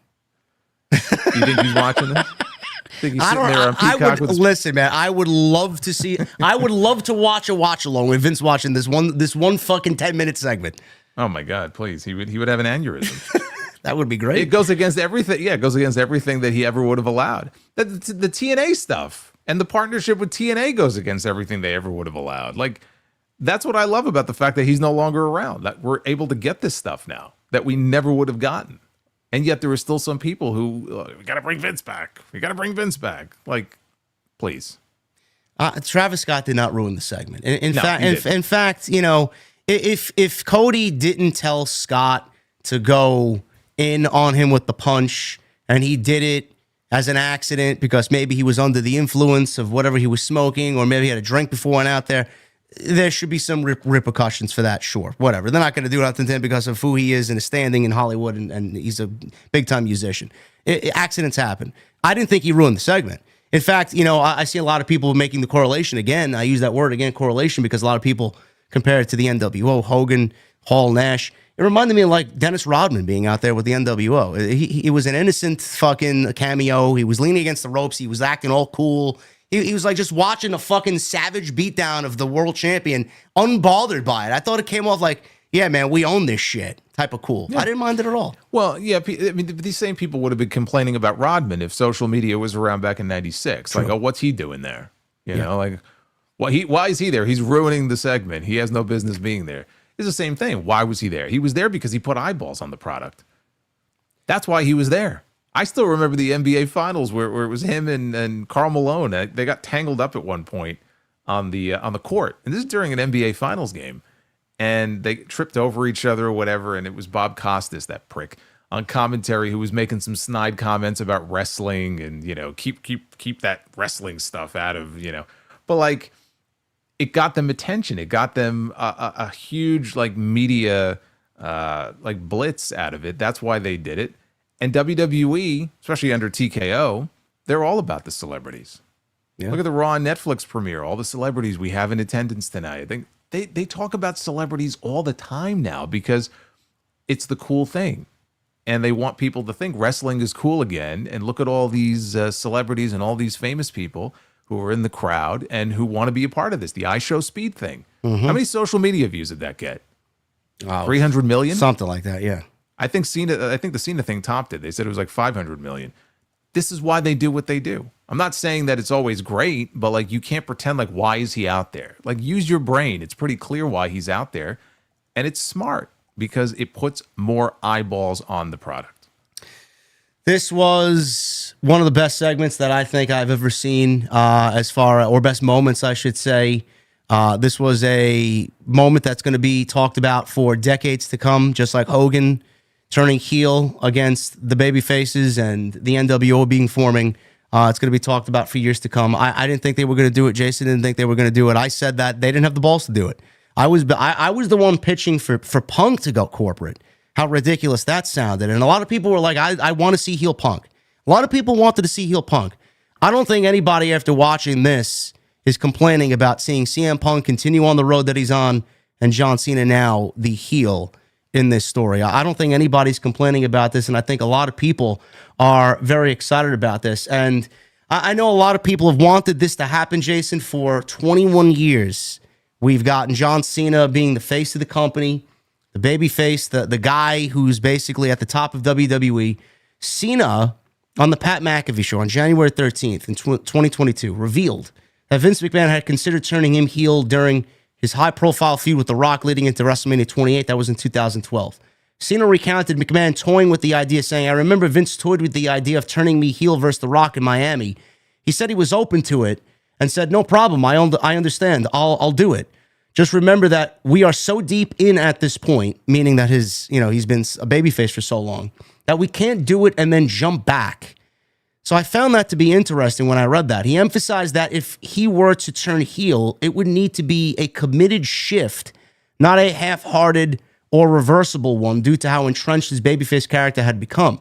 Vince ultimately denied against it, believing that Cena's established role as the company's top guy was too valuable to risk altering. You mentioned Shawn Michaels before and the fact that you don't want to see Cena turn heel for 4 weeks, only to turn back into being babyface. And he here said on the Pat McAfee show that if you're going to go all in, you got to go all in. Now people are talking about Cena, Cody, WrestleMania. You said you want to see him win the championship. I want to see him win the championship because a payoff is needed. Do you have the company ride this 6 months into the year, and do you have his final year be mostly competed as a heel in WWE? Well, that's the question, right? So even the idea of him winning number 17, it's an inherently it's a babyface thing, right? It's a babyface angle. If he wins number 17, he sets the record, and that should be celebrated.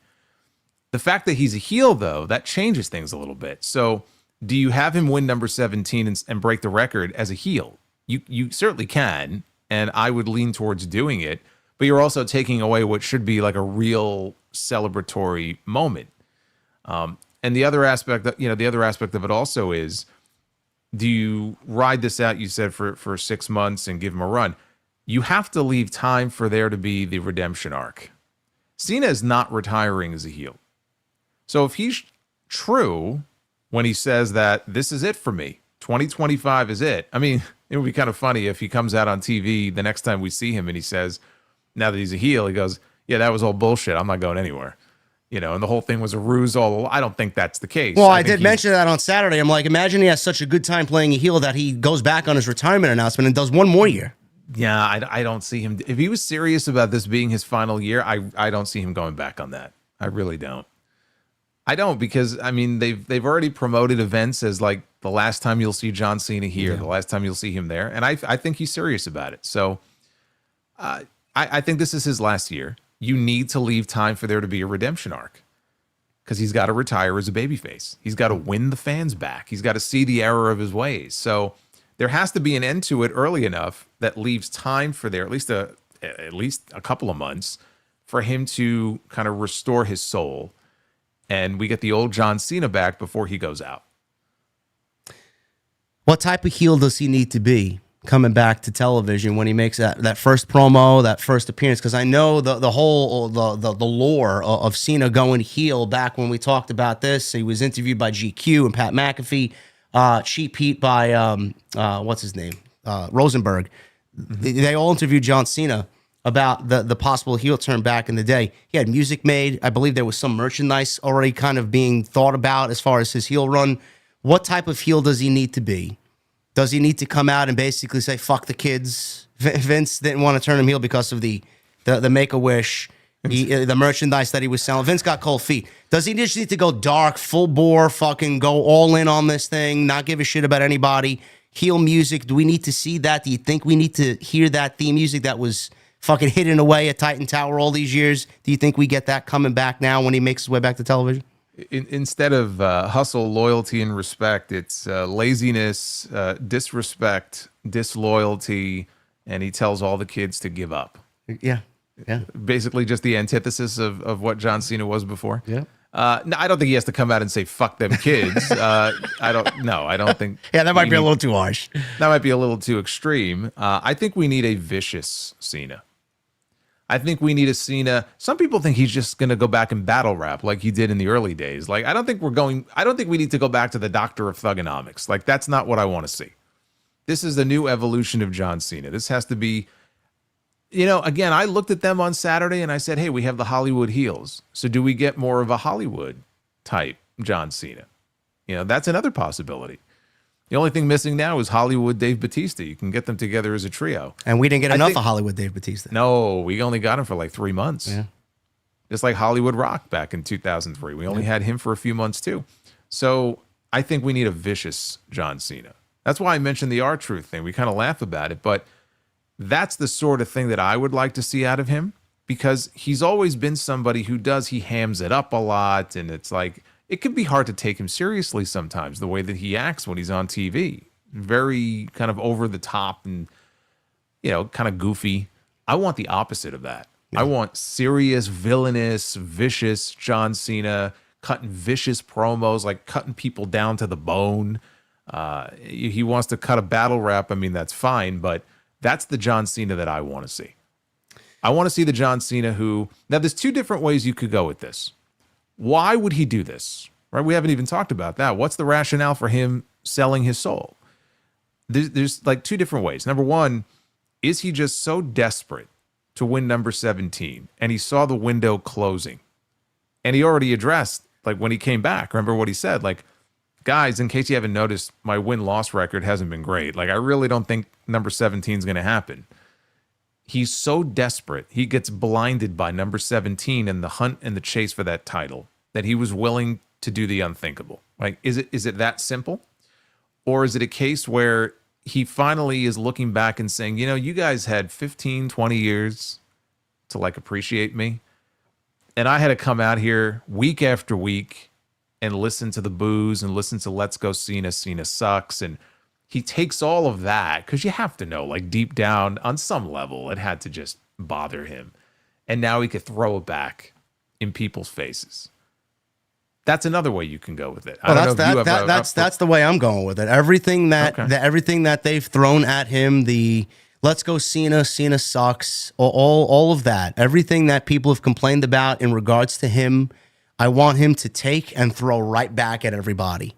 He heard it, it bothered him, and now he has an opportunity to throw it back at everybody. That's the Cena I want. Like you said, he's got to be an angry Cena. I don't need comedy. I don't need fucking raps. I want to see a vile. This is the last year that you're going to see him, desperate John Cena, willing to do anything to stay on top. Only for that one person, whoever it may be, we'll talk about who I think it's going to be, to take him down and kind of swing John Cena to say, did The Rock use me? Was I manipulated? And then we get that babyface arc for the last 4 or 5 months of the year. Yeah. I'm not doing it for you. I'm doing it for me. Yeah. I've done everything for you. I've spent my entire career doing everything for you, for the fans, for the kids. This I'm doing for me. I need to be number 17. I need to break that record. I need to be the guy. This is my final year. I need to go out the way that I want to go out. I think that's the attitude that you take with it. And then it just opens up so many possibilities now as far as opponents, because after the promo that Punk cut last night, like I'm all fired up and ready to go for one more CM Punk John Cena match. What about heel John Cena and babyface Randy Orton down the road? Yep. We never got that dynamic, right? That's completely flipped on its head now. Jackie Redmond asked AJ Styles yesterday what he thought of the John Cena heel turn. Maybe babyface AJ against heel John Cena? Sure. Why not? I mean, it's now or never. Yeah. Right? There's not going to be another opportunity to do it. And we haven't even mentioned any of the newer talents that he would never have worked with before. Yeah. So you also have people like that as well. So it just opens up so many more possibilities than we even had before when we were mapping out all the final dream matches, you know, or the past rivals that can step up again and wrestle Cena one more time. There's just so many more possibilities now with him as a heel. Question I have is, how often is he going to be around? That's my fear.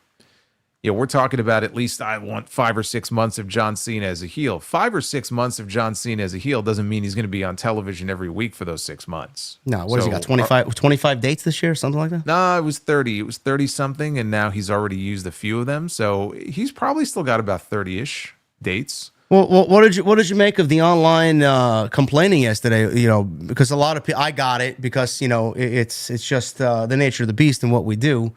Oh, John Cena didn't show up on Monday Night Raw last night. If this happened on AEW, JD would shit all over it. That's what I got last night. Like, guys, Cena is in Africa. Rock told you on Saturday. He's not going to be there. Could he have been there via satellite? Sure. They're going to want to advertise it. They're going to want to make a big deal about it. And who's to say that Cena doesn't show up with The Rock during that first promo and we get one huge, big fucking explanation as to why everything happened? Did you find yourself bothered that the fact John Cena or The Rock didn't show up on Monday Night Raw last night following the Elimination Chamber? Because I wasn't. I didn't because I wasn't expecting it. Yeah. When I saw the lineup for Raw, if he was going to be on the show, they would have been promoting the shit out of that. Yeah. And the fact that they didn't mention him at all, they didn't mention Rock, they didn't mention Cena, they didn't mention Cody. The only one they mentioned was not Seth Rollins. They mentioned CM Punk. What's the fallout going to be from CM Punk getting screwed out of the Elimination Chamber? So I figured, okay, Cena must really be overseas. And so we're going to get angry Punk. They already had a big main event that they had announced with Rhea and Io. And they announced that Cody is going to speak on SmackDown on Friday. Technically Cody's a SmackDown guy. I mean, it doesn't matter anymore, I guess, but like he technically is a SmackDown guy. So I was hoping we might get something on SmackDown, but then I realized they announced John Cena for certain episodes of Raw on these European dates. They have a whole bunch of them. They're going to be on this huge European tour this month. And so he was already announced. I don't think we're seeing him until St. Patrick's Day. So it's going to be a little bit before we see him. That's the luxury, though, of having Rock. So if Cena's not going to be around, you could still have Rock on the show. Yeah. Right? If Rock is around, I don't think anybody's going to complain if The Rock is on the show, kind of in his place. Do I wish that Cena was going to be on television sooner? Yeah, of course. I don't want to wait 2 weeks to hear from him for the first time. And that's my fear, that we're not going to get to see him enough. We don't need him every week, but are we going to get to see him enough? That's my fear. Did it bother me that he wasn't on the show last night? It didn't, just because I wasn't expecting it. And after that opening segment, I felt like what we got with Punk and Rollins kind of, if you were disappointed, I think that kind of made up for it, because it was just so great. And he teased a potential match with Cena and Rock, down the road at some point. But yeah, I don't know that we're going to see him until the middle of the month.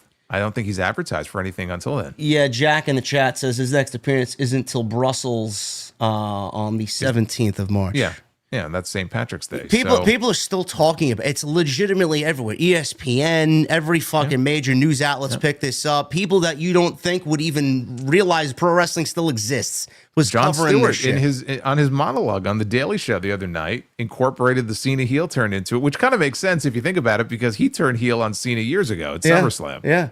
It's still so fresh in everybody's mind. It's like, why do you want to go on to the next thing when everybody is still talking about what you did on Saturday? So let it breathe. By the time we get to John Cena's next appearance, it is going to be time for that next stage of the build. So I don't mind it. I mean, that first promo, first promo, oh yeah, it's got to hit like crack. And so everybody is just waiting. Like, what are we going to get out of this guy? The first heel Cena promo since the Doctor of Thugonomics days. I mean, so you can milk that shit for a little while, right? I don't want to wait weeks and weeks to get it, but if you wait a week, if you wait until the end of next week or something, that's fine, because they have a bunch of other people. For example, next Monday, I would bet anything that we're going to get the return of Roman Reigns on Monday Night Raw, and he's going to be back on TV. Yes. So as long as they have other people, whether it be Roman or Rock or Punk, to help fill that gap until Cena is available. Look, if he's not available, he's not available. If he's in Africa, then there's nothing they can do. But when we get that first promo, everybody's going to have their eyes on that show, and that's going to be a big moment. CM Punk was on Monday Night Raw last night, had one of the best pull-apart brawls that WWE's done in recent memory. Probably the best start to a Netflix-era Monday Night Raw. He cut a promo very like CM Punk, and a promo that everybody really loves from CM Punk. Very angry, very intense, very straightforward. He called The Rock a bald fraud and said he's not immune to criticism because of his position on the TKO board of directors. You don't know who you're dealing with. He looks into the camera. He then said, while you, Mr. Midlife Crisis, just decide to walk in whenever you feel like it, he isn't gracing them with their presence. And he mocked the goosebumps on his arm, the mana, and said he doesn't really love the business. I've never been so delusional to wear a fake title and proclaim myself the people's champion. He said he earns his titles. He also called John Cena a bald fraud, and he says he's been selling all these people and all these kids bullshit. He said you'll never see him give up his dreams of headlining WrestleMania, and ironically, he let everybody down. The joke's on you now, Cena. I'm going to see you down the road. I'm going to get my hands on both of you bald frauds, and when I do, you're going to make a wish I never did, is what Punk ended with. Then we got the Rollins brawl, and one thing led to another. And then the steel cage match, which is next week at Madison Square Garden. Punk and Rollins inside a steel cage in the main event of Monday Night Raw. Jason, with Punk's promo, I know you have come up with all these different variables and all these different scenarios for WrestleMania. I guess, first of all, let me ask you, do you think, personally, that they are going to use the night one main event going into night two main event format this year? I don't. I was thinking of possible like tag team matches they could do. I don't think it works as well as it did last year. Last year fed directly into the main event on night 2. And the title match is already set for night 2. So to me, if you were going to do a tag match, which I think is something that you suggested, right? Yeah. You suggested a tag match. So if the tag match was Rock wrestling and tagging with Cena against, let's say, Cody and Punk. Yeah. Rock and Cena can't lose. And Rock already pinned Cody in the tag match last year.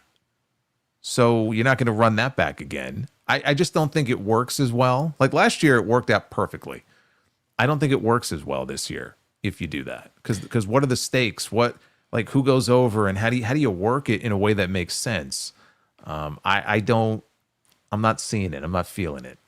Yeah, I could see the predictable aspect of it. But again, like depending on what the outcome is going to be in the title match, like let's say Cena, like you and I said, we want to see him win the title. Yeah. Again, I don't see how they lose. They can't lose on night 1. So do you just have them win and then Cena wins again? Well, I'm thinking Punk specifically mentioned Rock and Cena here, so I just feel like he's going to be involved in some way, shape, or form. No, but he said down the road. He said, He did. I mean, 7 weeks is down the road. I mean, it could be 7 weeks is down the road, but down the road to me could also mean 6 months. We got 2 nights of SummerSlam coming up Yes. at MetLife Stadium, and they're going to need some big matches for that show. Well, you know, or look, Money in the Bank. I said this too, just for old time's sake. I know. Cena and Punk, Money in the Bank, that works too. It does. It works very well as the Summer of Punk is a memorable one. But as far as Punk and this match with Rollins, steel cage. I mean, it's a finality type of match. Do you see? I know you mentioned Roman. I do think Roman shows up next week as well. If Punk and Rollins are in the steel cage and Roman makes his presence known, are we moving on from Punk and Rollins at WrestleMania, or do we go Rollins Reigns? Do something else with Punk, like I mentioned. Maybe they incorporate night 1 into night 2, or are we genuinely looking at a triple threat match with Punk, Rollins, and Reigns in maybe the main event of night 1 of WrestleMania? Maybe they go a different way, but that match is a big enough match to do in the main event of any show. I just don't personally want to see Punk and Reigns in the ring together, as I don't think that conflict is there for WrestleMania to be enough over the next 6 weeks. Punk and Rollins is certainly there. Rollins and Reigns is certainly there because of the history that they have over 12 years.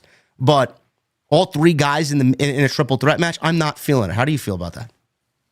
I think right now that's the leading candidate as far as the potential match for CM Punk at WrestleMania. Punk and Rollins, their issues are well established. Roman and Rollins makes sense. Roman's going to be coming right after him after what happened at the Royal Rumble. But let's not pretend that there wasn't tension in that sit-down segment going into War Games between Roman and Punk. And then we have the favor that Heyman, still owes Punk. Is the favor going to come into play at It doesn't have to, but is it going to come into play at WrestleMania? Are they going to hold off on that? If it does come into play, what could that favor even be? Yeah, I've said before, the only thing it really would make sense would be if Heyman has some kind of sway with The Rock. It would have to be with The Rock. And it would help get him either a main event match at WrestleMania or inserted into the title match. That doesn't really work, though. Like, especially after what he said about The Rock last night. Why the fuck would Rock allow Punk to be added to the title match at WrestleMania? Like, it doesn't make any sense. Like, he called him a bald fraud. He threatened him. I'm coming after you. I don't think that... A week ago, I might have thought that's a possibility. Now, I don't think that's a possibility at all. Roman and Punk being in the same match, I don't think it negates how big of a match it would be if they did Punk and Roman separately sometime after that, like in a singles match. You could still do a singles match down the road with Paul Heyman caught in the middle, just like we all thought they might do. Maybe I'm assuming they will. I'm assuming they will. Yeah. But I don't think if they do a triple threat, it negates that. I actually think in a triple threat, it makes it a hell of a lot more likely that Rollins comes out the winner. And well, he's going to need a win, especially if he loses the steel cage match. Yeah, he's going to need a win, especially after what happened last year. He lost both nights of WrestleMania. Yeah, and he's been the guy who, honestly, it's almost like he's been a gatekeeper for them. And if anybody is due for a big win, if we're being honest here, talk about a company guy, it's Seth Rollins. But I could see where the heat that develops between Roman and Punk would effectively cost them both that match. Rollins would go over. And now you've established heat between Roman and Punk that leads to an eventual match. So a triple threat still makes the most sense to me, honestly. Would they close the show with it? If it came down to that and the Gunther match with Jey Uso, to me, the main event is Roman, Punk, and Rollins. It's just a bigger match. Yeah, I mean, I know they say that the winner of the Royal Rumble goes to the main event of WrestleMania, but they say that about, you could say that about Charlotte Flair and Tiffany Stratton. Are they closing WrestleMania? Not a chance. No. So it's not a foregone conclusion that Jey Uso, even if he wins, which he has to, I think, is going to close the show. Roman, Punk, and Rollins is a much bigger match. Punk mentioned Cena and Rock last night in the promo, and clearly he is somewhat of a fortune teller in a side gig somewhere. He says these things, and they just come to fruition sometimes. He said to Cody that I'm not going to be the guy that stabs you in the back. I'm going to stab you in the front. And he did tell Cody that he is his only friend. Now, as far as the main event of WrestleMania, Cena turned his back on Cody. Cena's now the heel, and I do think, and you think, that Cena should walk out as the world champion, and Cena should be the world champion leaving WrestleMania. Now, that would leave Rock's guy as the champion. He's got his champion. Cody's looking for that revenge, and there's going to be a whole nother layer to Cody's character. He's going to have that storyline arc where he's now chasing again, which I do think the fan base finds him to be a little bit more interesting, chasing the championship instead of being the champion. But as far as Cena winning the championship, let's stay on that topic. Cena winning the championship, and we're booking now, specifically me, I'm booking WrestleMania to SummerSlam. I'm having Punk be the guy to take the championship from a heel Cena at SummerSlam. And I'm having that main event one of the nights, and I'm doing Rock. And I do think, personally, this is just me, I do think Rock got 2 more matches in him if he's not wrestling this year at Mania. I think one's got to be against Cody. There has to be a match with Cody, and there has to be a match with Roman. He's not retiring without neither of these matches taking place. I'm doing Cody and Rock one night, and I'm doing Cena and Punk on the other night at SummerSlam. What do you think of the storyline? What do you think of the road to SummerSlam here if Cena does win the championship? I think the road to SummerSlam is one of 2 things as far as if he loses the belt there. It's either Cody or Punk. I think it's more likely that Cody would win the belt back from him. It could be Punk. You mentioned the other match being Rock and Cody. Is Rock going to wrestle at SummerSlam? We don't even know that he's wrestling at WrestleMania. I feel like Rock made that comment a couple weeks ago, like, what we're doing here is so great, it doesn't even have to result in a match, right? That was like the comment that he made. At the end of the day, this is pro wrestling, and you have conflict between 2 people. The fans have an expectation that conflict is going to resolve itself at some point in a match. That's what pro wrestling is, right? You take 2 people, you put them in the ring, and they have a fucking match. So I do think at some point, yes, we need to get that match. It could be a WrestleMania match next year. Would they do it at SummerSlam? It would, again, it's first ever 2-night SummerSlam this year. Maybe that changes the dynamic a little bit. Maybe Rock will actually be able to wrestle. I don't know what his availability or his schedule is going to be like. I can't see Rock and Cody at SummerSlam, though. It feels like that would be a WrestleMania match. That's what it feels like to me. We got Cena for the rest of the year. Let's say Cena is done at the end of this year. He goes through the redemption arc. He finds his soul. Rock has lost his champion. It would lead directly into the beginning of next year, and they could easily build to Rock and Cody at 42. I know people are still like on this whole Rock and Roman thing. I think it will happen at some point, but it may not be next year. Rock talks about being a long gamer. Maybe the long game is him and Cody at 42. I made the comparison the other night. It reminds me a little bit. This could be a Rock and Cena situation. Where did their story begin? Think about it. WrestleMania. Which one? What was it? 27? 28? 27. Yeah. No. Well, their first match was at 28. Yeah. Their story started at 27. Yeah. So it started at 27. The first match was at 28. It culminated at 29. That was a 3-year story arc from start to finish. It could be that's what we're looking at here. Last year, it was night 1. Rock pinned him. So he has a win over Cody. Has to get that win back. Cody brought down Roman Reigns, wins the title, finishes the story. And what does Rock tell him the next night? Your story with Roman is over. Our story is just beginning. This year, he has his champion. His champion beats Cody at WrestleMania. Takes it for, through the summer at least. Maybe Cody wins it back, maybe Punk, whatever. It almost doesn't even matter. Next year, in my head, next year is the finality of the story. And Cody gets that win back over The Rock. They finish their story, and that's the end of it. They want to do Rock and Roman after that? They certainly can do that. It all depends on Rock, as it always does. Does he want to do the match or not? But I think this might be a 3-year story arc situation. I could see that, and again, I don't have a problem with that. I've been pushing for that to be the main event this year, so I hope that we get it at some point. So if that's the case, and we do get the long gamer and the 3-year plan, like we got the 3-year plan for Cena and Rock, I'm okay with that. Question is, where does Cena fall into all this? He's obviously the heel going into Mania. How do we? Because I know you and I both agree that he's not ending this final year as a heel. There's no way that could possibly happen. No. How do we, and what is the best situation to get him back into being a babyface? Does he just realize that The Rock was manipulating him and that he's not really The Rock's champion and that he was being strung along all this time? Does Money in the Bank play a factor into it because Cena doesn't win the championship at WrestleMania, and maybe he takes the Money in the Bank and something happens there where he goes to cash in on the championship and The Rock is egging him on to, and he doesn't? I don't know. How do you see that playing out? I don't know how that they would even play into that, switching roles with heel back to babyface. I don't think it would be that hard. I mean, he's built up so much equity as a babyface. I think that you would have a lot of people in the audience, even though they'll probably love the fact that he's finally a heel. When push comes to shove, if he wins the title, he's gonna lose the title.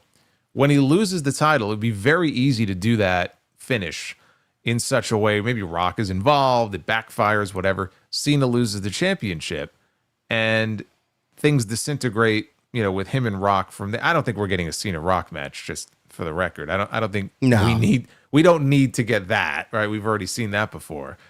But I think once he loses the title, I don't think it would be that difficult. It could probably just happen in a promo even, where he comes out. I don't know exactly what he would say, but if you have even some of the audience cheering for him or starting to kind of get behind him, they want to see him. They want to see him kind of get back to the John Cena that he was before, and maybe he's struggling with it. Maybe it's not an instantaneous thing. It could just be that you get the crowd into it, where they're trying to will him back, kind of to the good side. And then maybe he just, again, he sees the error of his ways. He realizes he's made a mistake. He kind of betrayed all of his principles that he stood for so many years, and he could come to somebody's aid, or he could just address the audience and come clean and just, kind of explain himself and apologize and ask for forgiveness. It could be as simple as that. I don't know exactly how they're going to play it. I don't know what he would say to the audience. I don't think it would be that difficult to get people cheering for him again. Remember Sergeant Slaughter when he turned heel? Yeah. And he became the Iraqi sympathizer, and then he lost the title to Hogan, and it was many months later, but eventually it was like, all right, we got to turn him babyface again. So they cut these vignettes of him where every week he would always end with him saying, "I want my country back," and they did that like every week for weeks, until finally he started coming out and everybody was cheering for him. He's coming out with the American flag and everything. With Cena, I don't think he needs to come out there and, say, "I want my nation, my C Nation, I want my nation back." It doesn't have to be anything like that. But I think the fans would be ready to embrace him. Let him talk about the fact that his career is winding down, and, he's only got a few months left. And I don't know, somebody get a good heel to come out here. He's in the ring, a heel comes out, somebody really hateable, maybe a Logan Paul or somebody like that. You could use a Logan Paul to easily get the crowd to turn back in Cena's favor. Right? I mean, there's any number of ways they could go with it. I'm not too worried about how are they going to turn him back babyface. Like, any number of ways they could come up with to do it, and the fans will be ready to welcome him back.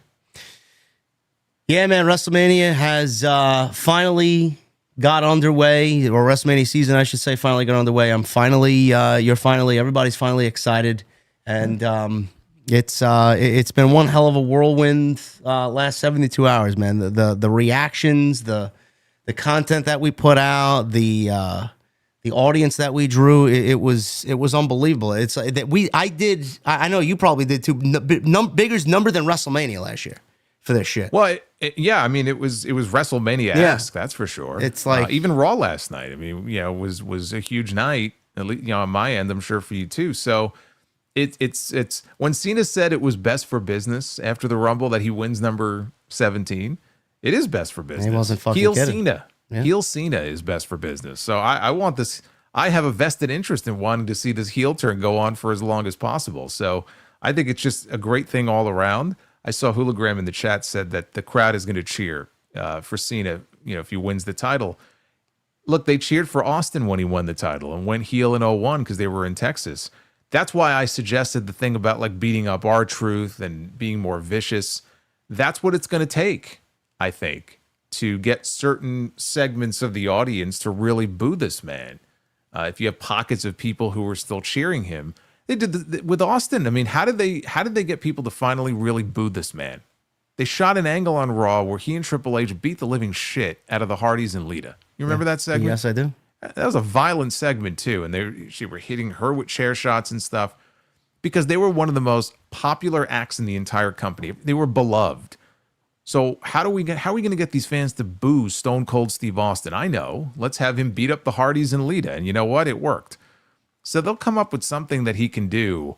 You take somebody the fans love and you have Cena just destroy, or Cena and Rock just destroy them. That's one of the reasons I suggested that idea. They're going to have to do stuff like that. Otherwise, he'll be the cool heel like the NWO was, where all people want to do when he comes out is just cheer for him. Yeah. Maybe they're okay with that, but if they want him hated, he has to do stuff to really get himself hated. Well, it brings me up to my last point because I mentioned this on my end as well, and Hologram just kind of just got me into the whole mindset now with him just mentioning it. How important is Cody Rhodes to the WWE product and where Cody Rhodes is right now as a character and as a champion on WWE TV? Look at what we've gotten with him back. He started the story, failed, won it last year, one of the greatest moments ever. Rock's been involved. Now we have him as a champion since last year's WrestleMania. Cena turns heel. Everything that we've gotten up until this point with Cody as champion, I don't think happens as good as it does if Cody isn't the champion that the fans look at him as.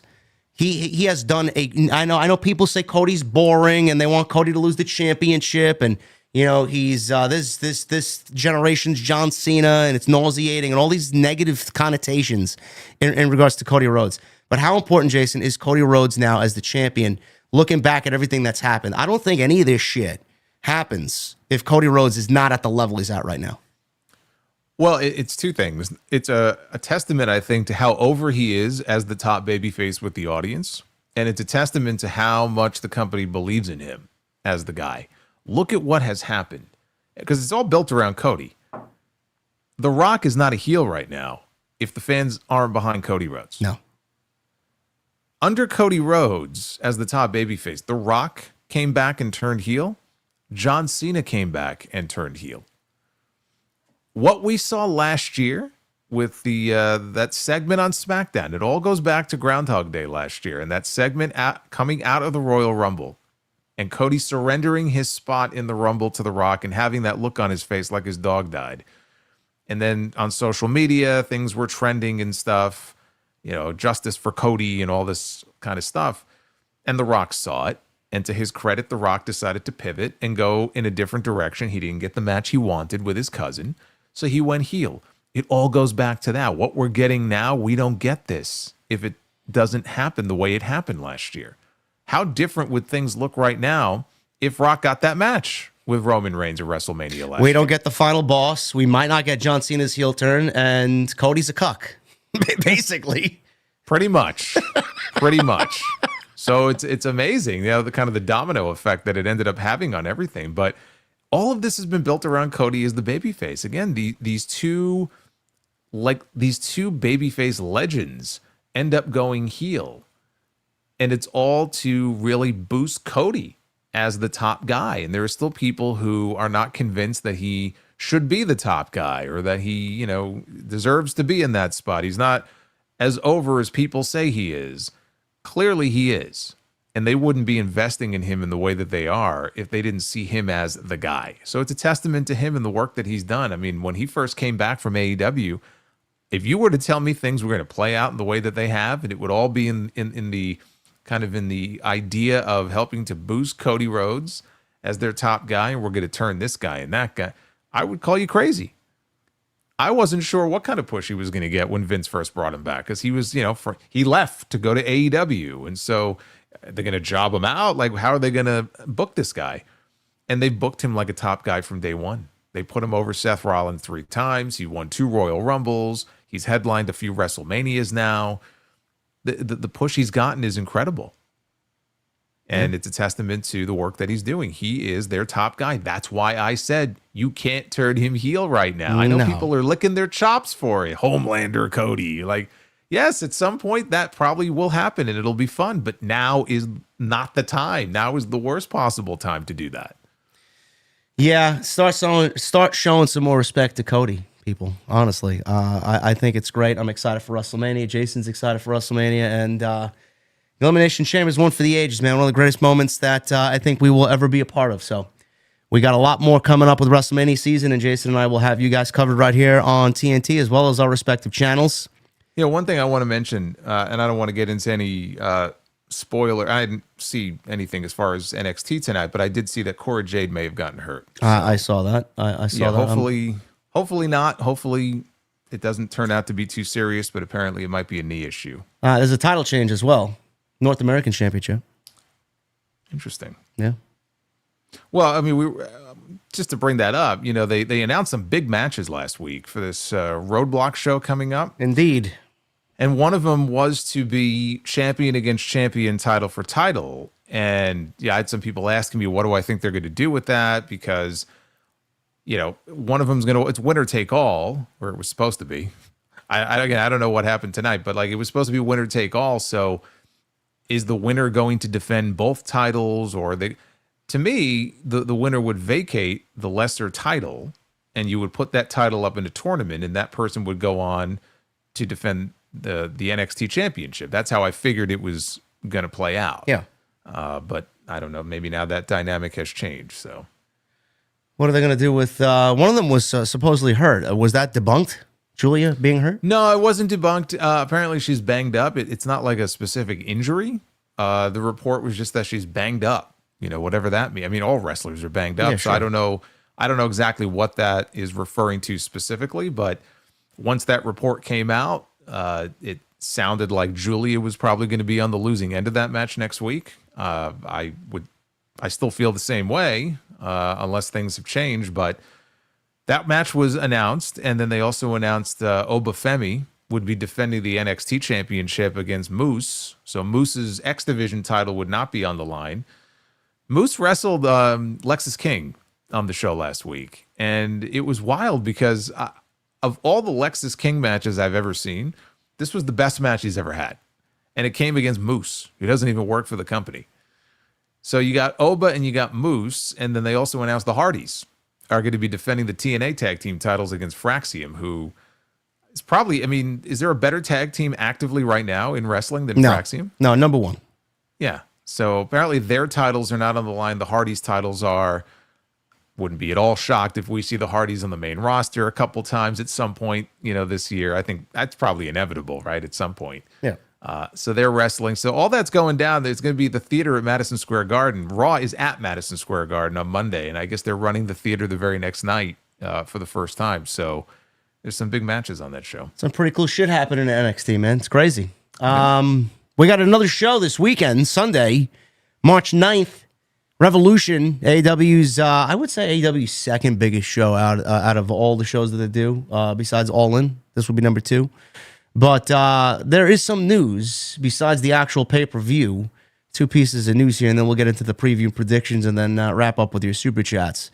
Rey Fenix has finally been freed from Guantanamo Bay. Apparently, this was in the news yesterday, and Phoenix's situation is now, Jason, that he is a free agent. According to Mike Johnson of PW Insider, Phoenix was always expected to be WWE bound. Just last week, he heard the company was making plans for his arrival already. They're apparently now cleared to execute those plans whenever they see fit. So we'll see when they introduce him, if it's going to be before or after WrestleMania, and with who and how. Is he going to be on the opposite brand from his brother, or is he going to be with his brother Penta on Monday Night Raw? It's been a while since Fenix has been iced, and we haven't seen Fenix on AEW television for quite some time. And now all of a sudden, Tony, again, on a random whim, on a Monday, decides to release Rey Fenix after all this time. I guess he got bored keeping him iced. What do you make of this situation? Are you surprised that he let Fenix go? I know there was a lot of talk about Tony kind of sticking to his guns with this one because of Fenix's tweet and delete and some of the things that Fenix has said publicly about, the conditions of what he was going through backstage. Inhumane treatment and all that. Now, I wasn't surprised because it seemed like that was likely going to be following after what we saw with Miro and Aleister Black or Malachi Black. I'm already getting ahead of myself with the return of Aleister Black. Imminently, apparently. Imminently. And Ricky Starks. So it just seemed to me like why those three and then kind of keep Fenix under lock and key. So I kind of felt like this was inevitable. I didn't know it was going to happen now. And I don't know. Obviously, somebody got in Tony's ear and probably told him, look, there's nothing to be gained by keeping these people under contract. They clearly don't want to be here. You're not going to use them.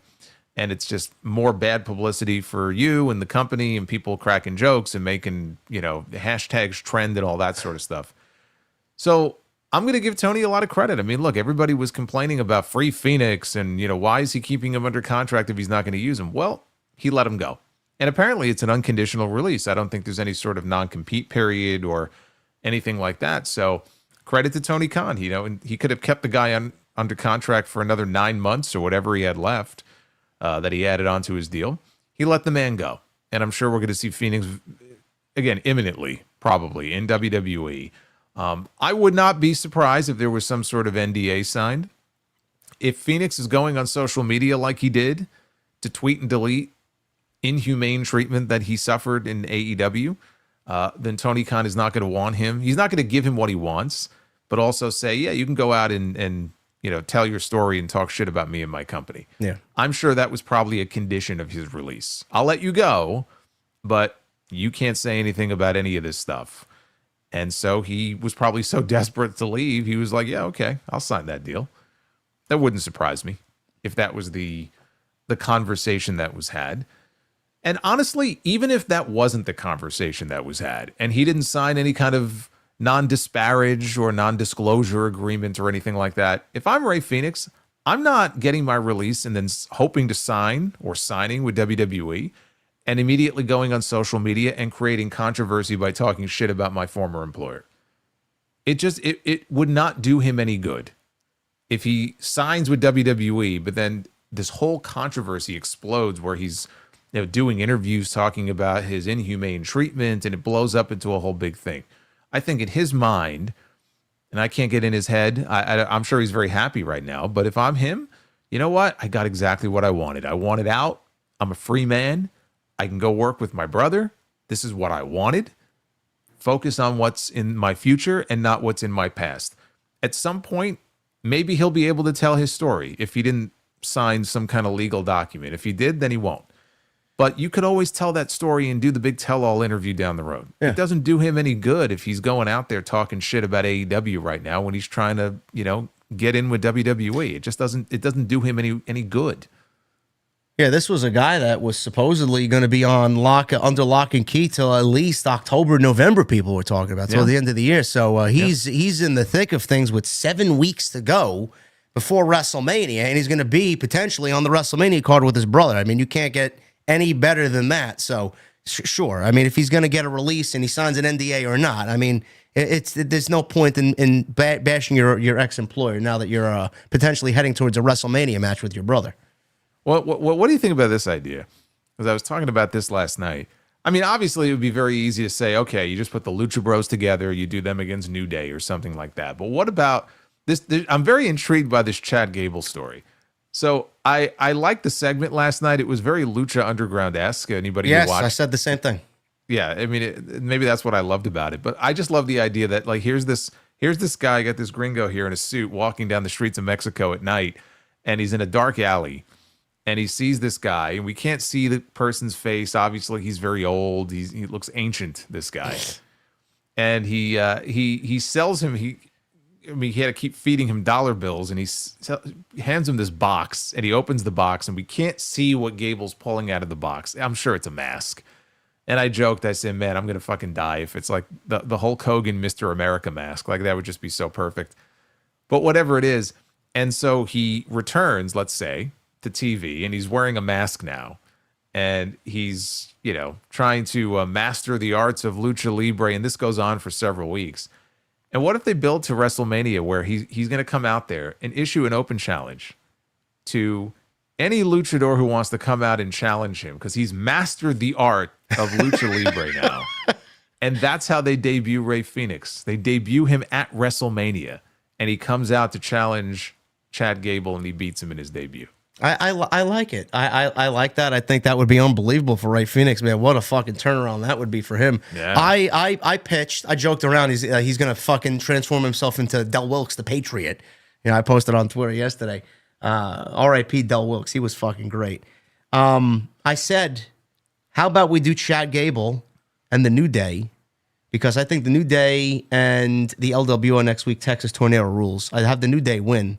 And then they dismantle the LWO.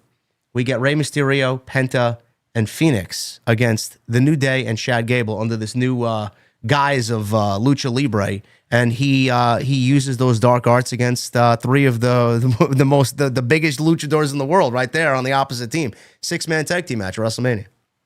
Yeah, I mean, that works too. Again, you could separate it into two different matches. Yeah. You just do the New Day against Rey and Penta. But yeah, if you want to put them all together, you could do that. Or you could do the open challenge idea and kind of build to like, oh, who's this going to be? And a lot of people would pretty much guess offhand who it's going to be. But yeah, what a great opportunity to debut him if they want to debut him on that show. The 6-man tag idea also works.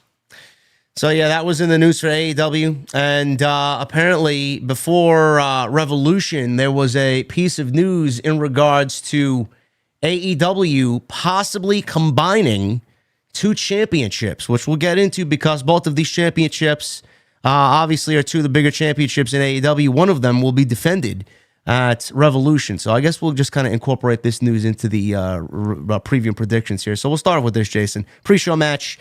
It was announced on Saturday's Collision. Big Boom AJ, one half of the Costco guys, Orange Cassidy, and Mark Briscoe. Unfortunately, that's sad for Mark Briscoe. Against Johnny TV and the MXM Collection on the pre-show. What do you make of this? So, what I make of it, I mean, it's the comedy match. I mean, that's what it is. I mean, MXM Collection is in there. Mark Briscoe, he can be very entertaining. Yeah, what are they doing with Johnny TV, man? He's way too good to be doing this nonsense. I didn't know that Johnny TV was still employed by AEW. I never see him. There you go. So I mean, I'm glad he's gainfully employed. I completely forgot. It's like Willie Mack. I think Willie Mack may have had a match on Saturday's Collision. Yeah, yeah, on Collision, and it's again I talked about him a number of months ago when this whole story first came up about people who were under contract and not being used. And even in the months since I talked about it, I completely forgot that he was under contract to AEW. So yeah, it's like there are people there who are signed. And it's almost like toys on a shelf, and like every now and then you kind of dust off the toy and you play with it. That's kind of what it feels like, honestly. I mean, really, it's like Toy Story Part 5. You're using the internet trope here in regards to Tony Khan, huh? Well, I mean, that's what it is. It's like Toy Story Part 5, but it's the comedy match. It's on the pre-show.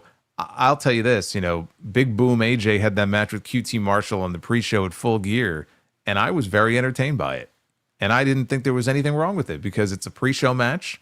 It was Pro Wrestling 101. I think QT was the perfect opponent to be in there with him and, lose to him. And so if it's anything like that, I don't have an issue with it. It's not bleeding into a major angle on the main card. It's a way to get some of these other talents, I guess, on the show who ordinarily wouldn't be on the card. I mean, MXM Collection, what else would they be doing on the Revolution card? So I don't have an issue with it. I don't take it too seriously. I'm sure that the baby faces I can't imagine the baby faces are not going to get the win here. And apparently the Rizzler has been invited, and he will once again be appearing at ringside for this match. Timekeeper, huh? Well, I mean, it was mentioned that he got injured the first time as he was He was doing the timekeeping duties the last time. I don't know how he got hurt. They hurt his hand or whatever. So, yeah, they got to be careful with him. But yeah, probably. What else would he be doing if he's not the timekeeper? I don't know. Commentary? He may be the towel guy. I don't know. Maybe he doesn't speak. He goes like this. He rubs his chin. Yeah. Just get him a chicken bake. It'll be good. Yeah. So yeah, I mean, whatever. The baby faces are going to go over. Yeah. This is the pre-show. The only pre-show match, by the way, that's been announced. I'm sure there'll be another one. I know Willow or and two. Willow and 4 or 5. I know Willow and Marina are getting into something. Tony may book that for the pre-show. We don't know, so expect some more pre-show matches to be added. Main card though. We'll start off with this: MJF and Adam Hangman Page. The one match I'm looking forward to most tomorrow is this one. These are two of my favorites on-screen characters and wrestlers in the company. I know a lot of people have been asking for more importance coming out of MJF, Jason, and I'm glad that they finally have decided to put him in a feud that's worth the $15 million that he reportedly told Jimmy Traina on Sports Illustrated today on his podcast, which is great. I'm glad he's making his money. He needs to be in feuds like this with guys like Hangman. This is the most important feud in the company right now. This is the biggest feud to me in the company because it's the one that's going to set the stage for what's to come later this year. I don't know what you thought of the MJF Adam Page angle on Dynamite on Wednesday. I liked it to a point, but I fucking hated it at the same time because I thought that they gave away 2 weeks of television in fucking 10 minutes. And it all goes back to the attack on Christopher Daniels. I don't think that was needed yet last week on the show. The whole comedic aspect of it where, we seen that he was punching his head to make sure the blood was gushing out of his forehead. It was just amateur hour beyond fucking words. But, I didn't even notice it until the next day when I was searching social media. That was the first thing I talked about that night. I didn't notice it live. I might have been the only one. I noticed it the day after when I was waking up and I searched Twitter when I was getting up from my bed. But the thing is, Jason, they gave away 2 weeks of television last week, and I fucking hated it. What'd you make of the segment last week, and how are you feeling about this match going into Sunday? Well, I mean, what we saw last week, it was a quick squash, right, for Hangman. Unneeded. Well, yeah, but still, I mean, it was a way to get him on the show and give him an excuse to be out there in the ring. And then MJF comes out. They cut to the back again. The Christopher Daniels thing where he's sitting on the ground punching himself in the face, which apparently, look, if I had an authority figure who worked for me as some sort of executive in my company and he was punching himself in the face and making himself bleed, I would probably send him for psychiatric help is what I would do. But then you have Hangman go to the back. And so you mentioned one ridiculous part of the segment, which was that, and the cameraman cutting to him too soon. But then when Hangman goes to the back, I don't know if you talked about this. I did. But he goes over. And so Christopher Daniels is sitting there bleeding, right? And nobody is helping this man. And so Hangman kneels down and looks up because somebody is standing there, but we can't see who it is. And he goes, help him. And so 2 seconds later, there's like 2 medics who rush in to help him. So I'm watching this and I'm going, wait a minute. So the medics were standing there the entire time and they were doing nothing. They were sitting there, they were standing there watching this man bleeding on the floor. And it took Hangman saying, would you fucking do something and help this guy? And then they kneeled down and helped this man. That was ridiculous too. So that stuff to me was just, I found that to be, it almost ruined the entire segment because it just took me out of it. But then, again, Hangman, when he's leaving the building, threatens him. And the next time I see you, I might run you down with my truck or whatever. I thought the angle itself was good. I didn't really have an issue with the angle. Now, I knew we had one more Dynamite left to go. Now, are they promoting a segment with them for tomorrow night? I have no idea. I haven't checked the updated lineup yet. I don't think they are. So we may just end up getting a video package or something, dueling pre-tape promos or something. I don't know if they're going to do something like in the ring with them, if they're going to have another face-off or anything like that. But my point was, and Jesse's point was on Wednesday, they could have stretched it out from last week into this week. Like they should. In what way, though? They should have showed the attack by MJF on Christopher Daniels. They should have had MJF arrested.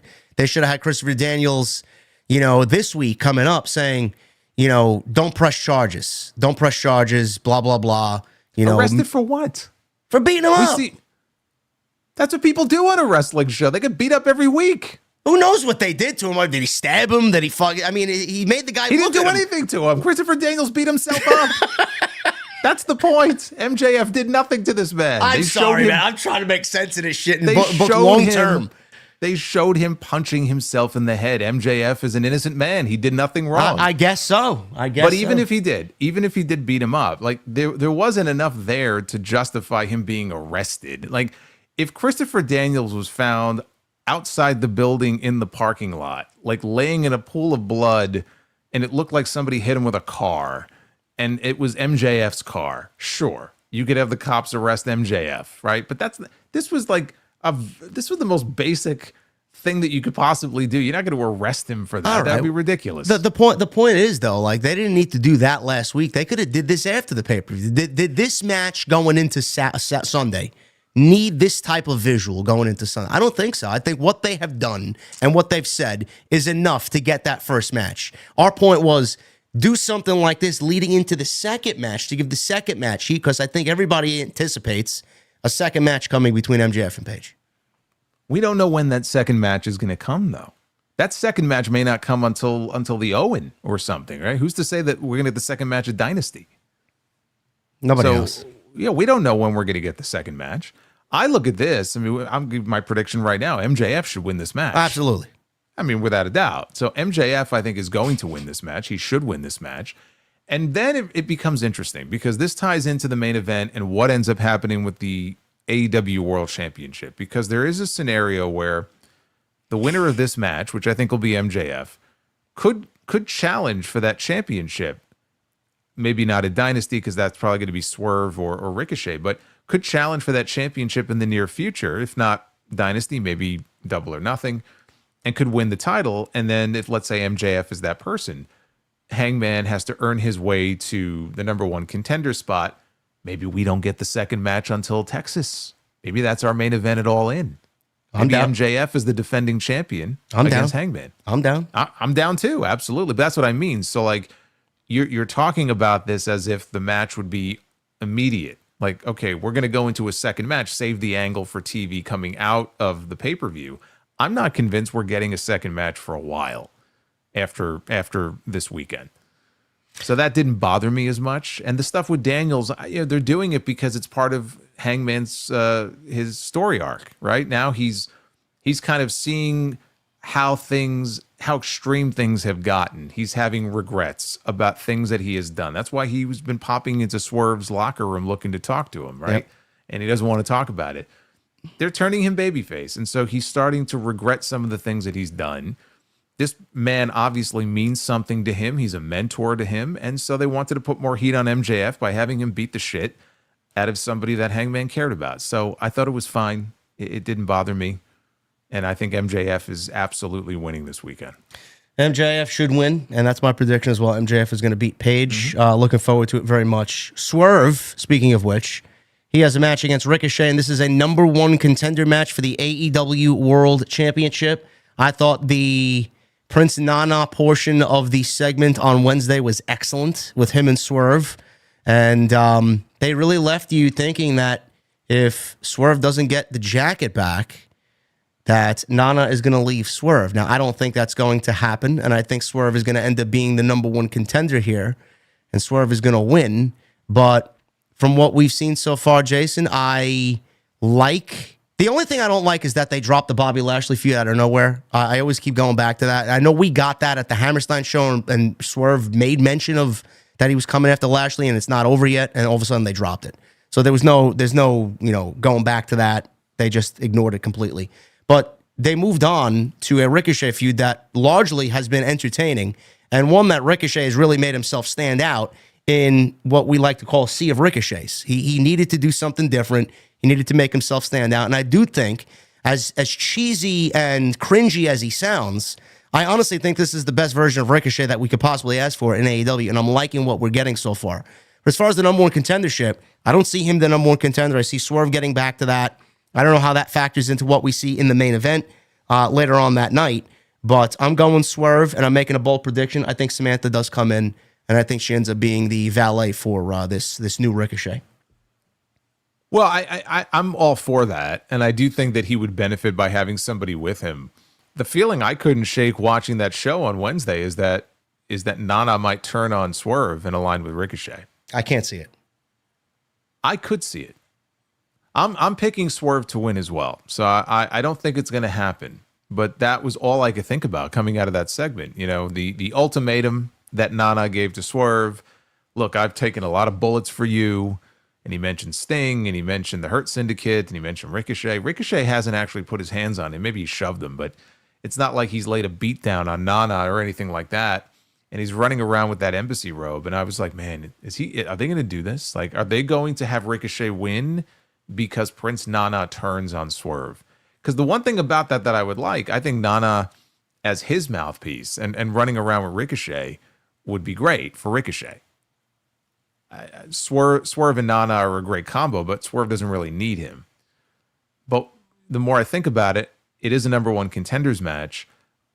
I feel like we're looking at Swerve 1 year after winning the title at Dynasty, getting another shot at Dynasty. So that's why I'm with you. I think Swerve is going to get the win and become the number one contender. And if they want to go with Samantha and have her come in and be with Ricochet, I think it'll just get him even more heat. All right, we'll keep that in the back of our minds because I have a theory about if Swerve does win, who he wrestles at Dynasty, because I thought the same thing. Dynasty from 1 year earlier, 1 year prior, I think is the way that they're going. Will Osprey versus Kyle Fletcher. This is a steel cage match, and this will probably be the final match for these guys one-on-one. I've made mention that I wanted Kyle Fletcher to really kind of get the one up here on Will Osprey for this feud, but I just don't see that happening. And I know they made mention on Wednesday that Osprey is 8-0 this year.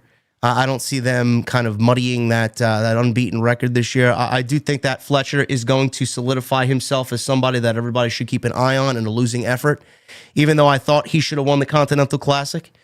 I'm going to go Will Osprey here, and I think Kyle Fletcher is going to do something fucking ridiculously crazy inside the steel cage match that's going to get people talking even in a losing effort. Yeah, I'm in agreement. I think Osprey gets it. Fletcher can go in there and have a tremendous career-making performance and still lose, and it's not like it's going to kill him. So I think that could easily be the sleeper match of the night. Yeah. I mean, you just look who's involved, and Fletcher and or Osprey are going to do something crazy in that match. I mean, I think that's almost guaranteed. But Will Osprey is the guy, and I think he goes over in this match. Looking forward to that one as well. TBS Championship. We have Mercedes Moné defending the TBS title against Momo. How do you say this? Watanabe. Momo. She won the what did she win? The Dynasty Cup or something like that? What was that? No. It was the Women's International Four-Way. Yes, that's right. It was I wasn't sure so important. It was such an important match. It was on the pre-show at Wrestle Dynasty. Oh, man. And the winner of that match would win the right to challenge for whatever women's championship in whatever promotion that she wanted to go after. So she chose the TBS title to go after. And so does anybody in the world believe that does Momo's family believe that she has a prayer of being the one to take the TBS title off of Mercedes? Momo's family went to Las Vegas and put the house on Mercedes. That's what I heard too. I have sources there, and they told me the same thing. So, I mean, what are we doing here, man? I said to Jesse on Wednesday, I'm like, we gotta go into the deep seas of Japan to find talent for Mercedes to beat now. Like, well, who else is there? They're saving, I would assume and hope, they're saving the bigger match for Double or Nothing and maybe All In. You know, maybe we're looking at her and Athena. I hope so. People have asked of it for months now. They've been asking. Well, the only thing that gives me hope is that Mercedes has run into Billy Starks recently on TV. Yes. Billy Starks, of course, has been associated for a while now with Athena, and so they could use this to lead to the eventual match. So I have a glimmer of hope. I don't have a lot of hope, but I have a glimmer of hope that Athena may actually be allowed to start making appearances soon on AEW television. And yeah, that would be the match to do in Texas. I think Athena is from Texas. She is. Yes. And so she could win the TBS championship there. This is just padding her resume. This is just somebody else for her to beat. She has taken on challengers from all over the world. She's going to win this match.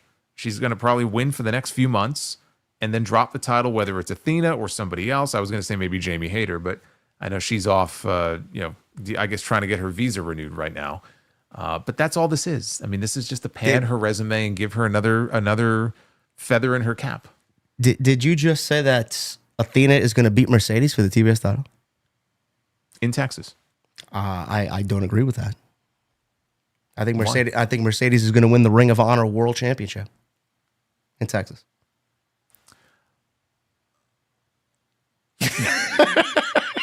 Here's my logic. You could call me crazy if you want. It wouldn't be the first time you did. Tony Khan wants to break Jade Cargill's record. We talked about this. 508 days, bro. Mercedes, Jade is not going back there. Tony doesn't want that record on somebody now that's in WWE. Mercedes is going to absolutely break that record, and unfortunately, we're going to have to go throughout the entire year with Mercedes as the TBS champion, bro. I'm calling. You can sit here on episode 150 and call me wrong because I know you will. That's my prediction. Who cares about the TBS title record? Like, is anybody thinking or talking about that? Tony does. Tony does. Yes.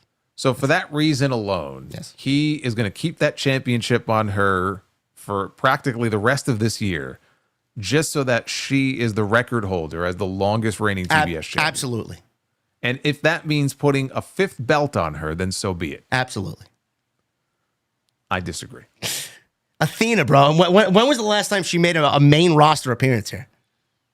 I want to say it was around maybe either the Owen or Forbidden Door, somewhere in that range. I think she was in the Owen maybe last year, or the year before. Maybe. Yeah. But that would have been the last time I can remember. I just don't see it happening. I don't. Is Momo a good wrestler? Are you familiar with Momo's work? I've seen some of her work. Yeah, she's a good wrestler. Okay. I mean, but again, we see great wrestlers all the time, so it's not like, oh my God, this is going to be the best thing ever. I mean, I'm sure they'll have a good match. Look, the majority of the matches Mercedes has had during her run there have been good to very good. She's been on top of her game the last 4 months.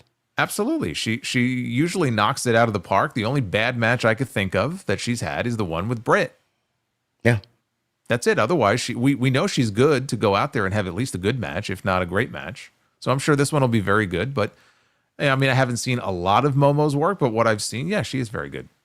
All right, Mercedes is going to retain the championship, and who she moves on to next at Dynasty, I don't know. We'll figure that out. I know Jamie Hayter is getting visa issues fixed, and Julia Hart's on television. She's a former TBS champion. Penelope Ford, and we have Statlander, and we have Megan Bain. I mean, they got a stacked division over there. So we'll see. Yeah. And that's to say nothing of what we have going on with the Women's World Title. Women's World Championship. We'll get to that in a second here, but we have the Tag Team Championships on the line. The Hurt Syndicate, Bobby Lashley and Shelton Benjamin, will be defending those titles against not the Murder Machines, but the Outrunners, which I don't really understand why the Outrunners, who are one of the more over tag teams in the division, why we're just throwing them out there as fish food for the unbeatable Hurt Syndicate, and why we couldn't squash, or not really squash, but beat the Murder Machines in this case. Really bizarre booking here, Jason, as the Outrunners beat the Murder Machines on Wednesday's Dynamite to get a number one contendership here.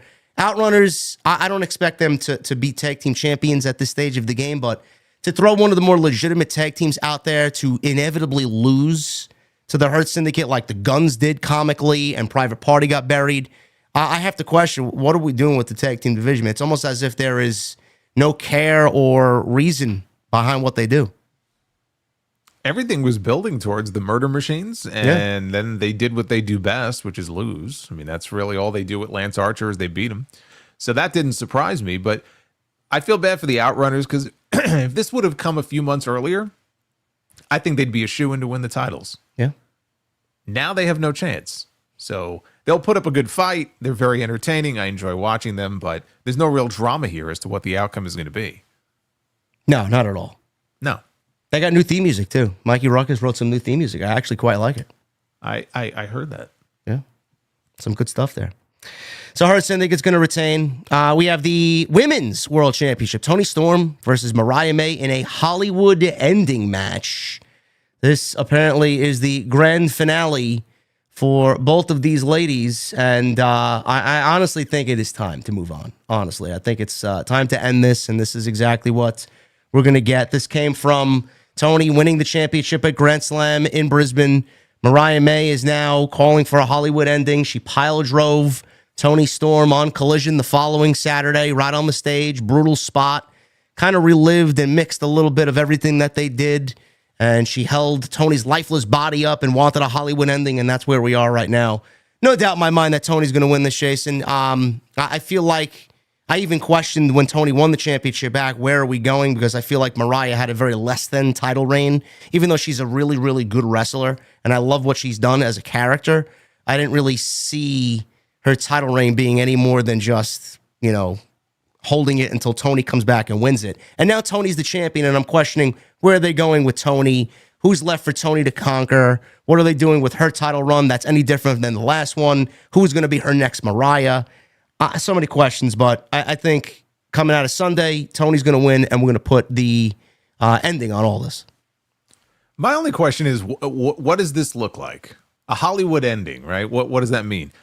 I would love it if they had a Hollywood backlot brawl type of cinematic. You want to go Goldust and Roddy Piper, huh? Absolutely, let's do it. I mean, the rivalry warrants it. I mean, these two women hate each other's guts, and so they could go outside and they can just beat the hell out of each other, try to run each other down with a car, like everything minus the obviously spliced in OJ footage.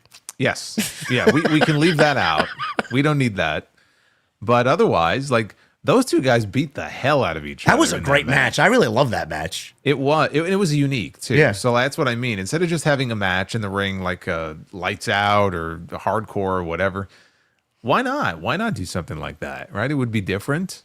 It wouldn't be in front of the live crowd, but you could always have them start there and then work their way into the arena live, which is what Piper and Goldust did. So when they said Hollywood ending, that's the first thing I thought of. And I thought, man, if they could do that type of match again, the heat that these two have with each other, like, it would be justified. It would be warranted. So I have no idea what that even means. I'm sure that it'll be some hardcore, no DQ type of stipulation. But yeah, I mean, Toni Storm is going to win. And this is the time to end it. And this always felt like this was going to be a 3-match series. It wasn't just going to be one.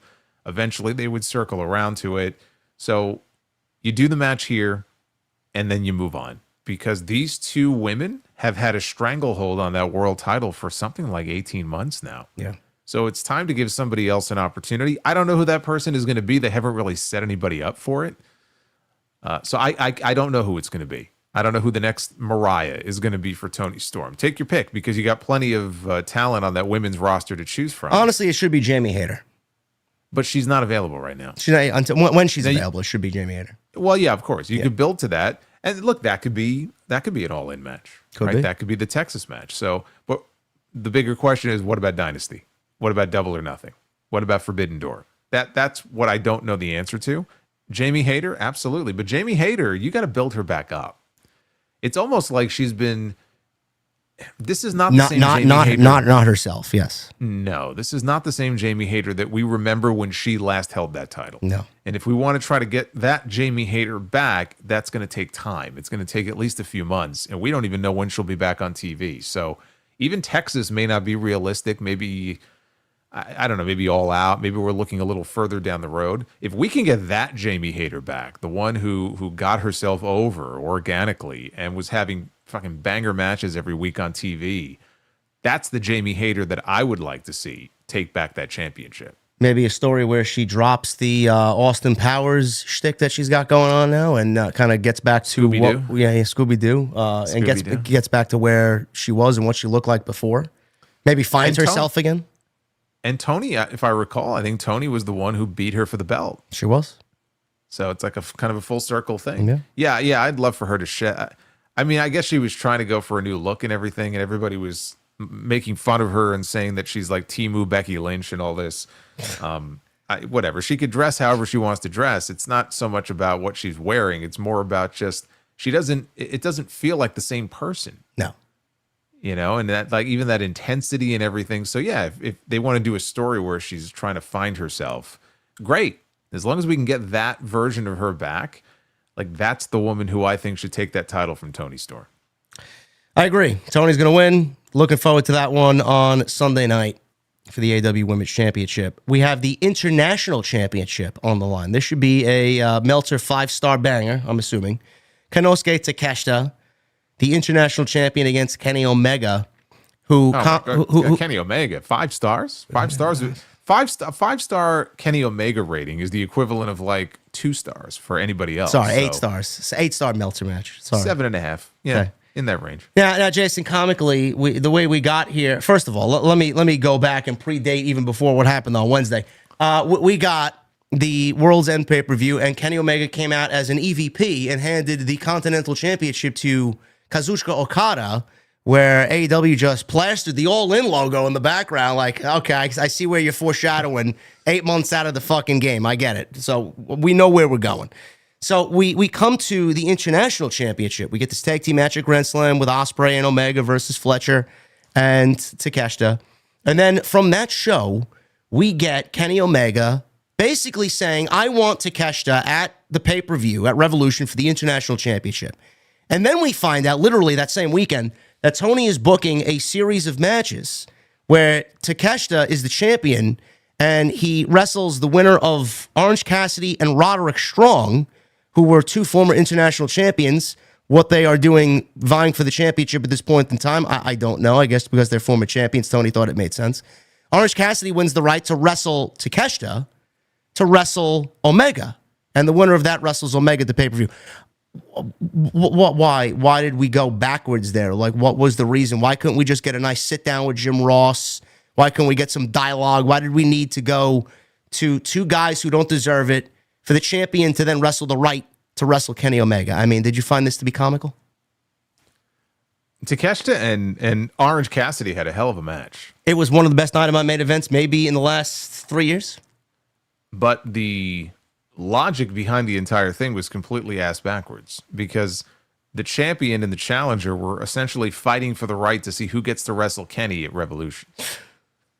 That's what it was. It's so fucking stupid, man. It was very weird. It should have been Kenny in that role. None of it made sense after the promo that Kenny cut, right? What remember the promo he cut that night in Australia after he and Omega won, and he threw down the challenge. That promo, more than even the international title, it was about, you beat me twice. I dare you to beat me a 3rd time. So they established from that moment that the match, the title was like incidental almost. It wasn't even so much about the title as much. It's about Takeshita trying to beat Kenny for a 3rd time. And then they went and booked a match that could well have resulted in Takeshita not even being in the match. That's what got me. That's what didn't make any sense to me at all. Well, if you look at it that way, yeah, it's even more stupid. It was very stupid. That's why I was confused by it. But we got a banger match out of it. So, I mean, look, and it was a great match, but whatever. It was a way to kill time between then and the pay-per-view. Now we're getting the match we all knew we were going to get. And I think we're going to get a new champion crowned here, because I think all roads lead to champion against champion in Texas at All In. And to get there, to get to Okada and Omega, Kenny has to win the international title. I think he will. And with that, I agree, number one. Number two, I actually tweeted several weeks ago that I would merge the International Championship and Continental Championship just for the sake of there being too many championships. And then all of a sudden, we get a news piece this week. And pitches have now been made within AEW to combine both the International and Continental Championships. This is coming from Sean Ross Sapp, who was asked on a Fightful Q&A podcast whether there has been any talk of combining the 2 titles. It was noted there have been numerous pitches throughout the last several months for this to happen, and when I asked, there was plenty of credibility given to it. So I could see it being a unification match of sorts, Jason, when we go to All In and we get Omega and Okada. I don't know if they're able to make the AEW Intercontinental Championship. Then you get the people saying that WWE, they're biting off WWE, they're ripping off WWE, whatever the case may be. Or just maybe get rid of the International Championship and keep the Continental Championship, or one or the other, get rid of one or the other, and change the rules of the Continental Classic this year, if they want to go and do that, and make the winner the number 1 contender for the AEW Championship or Revolution, which should have been done from year one, since the first tournament. How do you feel about them merging the championships here? I think it's great. This is exactly what I would do. I didn't think there needed to be another championship to begin with. I mean, the Continental Classic doesn't have to be about a belt. No. Right? There should be something on the line at the end of it. but it should tie into the World Championship. I mean, a lot of people said that at the beginning, and Tony chose to go a different way with it. He created another title. And so it gives Okada a reason. It gives Okada a belt that he could hold on to. I wonder if maybe the play here was, you know what, we want to give Okada a belt because Kenny was hurt. We couldn't do the match like we wanted to originally. He was out for a year. Now we're finally going to get the match. Maybe the plan was always to do that. Maybe the plan was, you know what, we'll have this title right now. Okada needs it so that we can do this unification match. And we get a unification match. Omega probably wins, but it almost doesn't even matter who wins. And then we don't have a belt anymore. And then we get the Continental Classic in the way that a lot of us were expecting and hoping that it would be in the first place. Maybe I'm giving them too much credit by thinking like that, oh, this was the plan the whole time, and the belt was never meant to be a long-term thing. It shouldn't be a long-term thing. It's one of the more useless titles, honestly, in the company. I'd keep the International. I'd junk the Continental. I wouldn't call it Intercontinental. Then you're just going to get people, are you copying off WWE? Like, which is the last thing they need. Yeah. So just merge them into one international title and just be done with it. I think that's the way to go. And the Continental Classic, it stands on its own. You don't need a title belt to represent the winner year round. Absolutely agree. I think that's the right way to go about it. I do the same thing, and Omega is going to be the new international champion. And this may be, I mean, there's a couple of matches that could be matching tonight. Yeah. That may be matching tonight, honestly. I mean, look, if you look at this card, the cage match, it's great. That match, what's the other one? MJF and Page. Tony and Mariah. Yeah. Like, this is a loaded card here. Yeah. I know it's going to get lost in all the noise of Elimination Chamber and everything else that's going on. But this is, on paper, this is a hell of a card. It is a very good card. And the main event, AEW World Championship, Jon Moxley will defend against Adam Copeland, or Cope. Oh, man. I have not been emotionally invested in anything that they've done. Adam Copeland battling the Death Riders and now eliminating them one by one to a point where we now see, potentially, it's Moxley versus Cope one-on-one. He's got Wheeler Yuta on Wednesday. He's going to take the last piece out on Wednesday.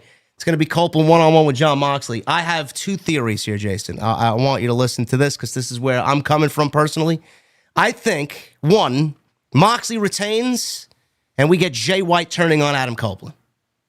I don't know why. I just feel like it's going to be set up for a turn for Jay White. I don't know why. After all that he's done, and he teamed with them in Australia, and they're battling the Death Riders, and they're trying to save AEW from this rebel faction. To turn on him, I don't know what the explanation would be there, but I just see a telegraphed turn from Jay White on Adam Copeland. That's number one. That's if Moxley wins. If Moxley loses, I feel like we get Swerve and Copeland, and I feel like we get a cash-in from Christian Cage on Adam Copeland at Dynasty. I don't know how you feel about Christian Cage's involvement here, or how you feel about a new world champion, them switching the championship from one guy to the next guy to the next guy in such rush fashion, which I feel like would spark some interest in the product. I would keep all options on the table here. What do you do to make this interesting? How do you see this playing out? Me personally, what I do to make it interesting is I get that fucking title off Moxley as soon as possible. Number one. That is goal number one, is to just get that championship off of him. And if that means Adam Copeland is the one to dethrone him, which honestly I think is ridiculous. Like, when this angle was first conceived of, people were talking about, I mean, Orange Cassidy was the first one, but people were like, oh, Darby's going to be the one. And then Darby went off and he's about to climb his mountain and we're not going to see him for a while. And so for Adam Copeland to be the one, I think is pretty ridiculous. But you know what? If it gets the title off Moxley, I'm okay with it. But we have Christian with that contract.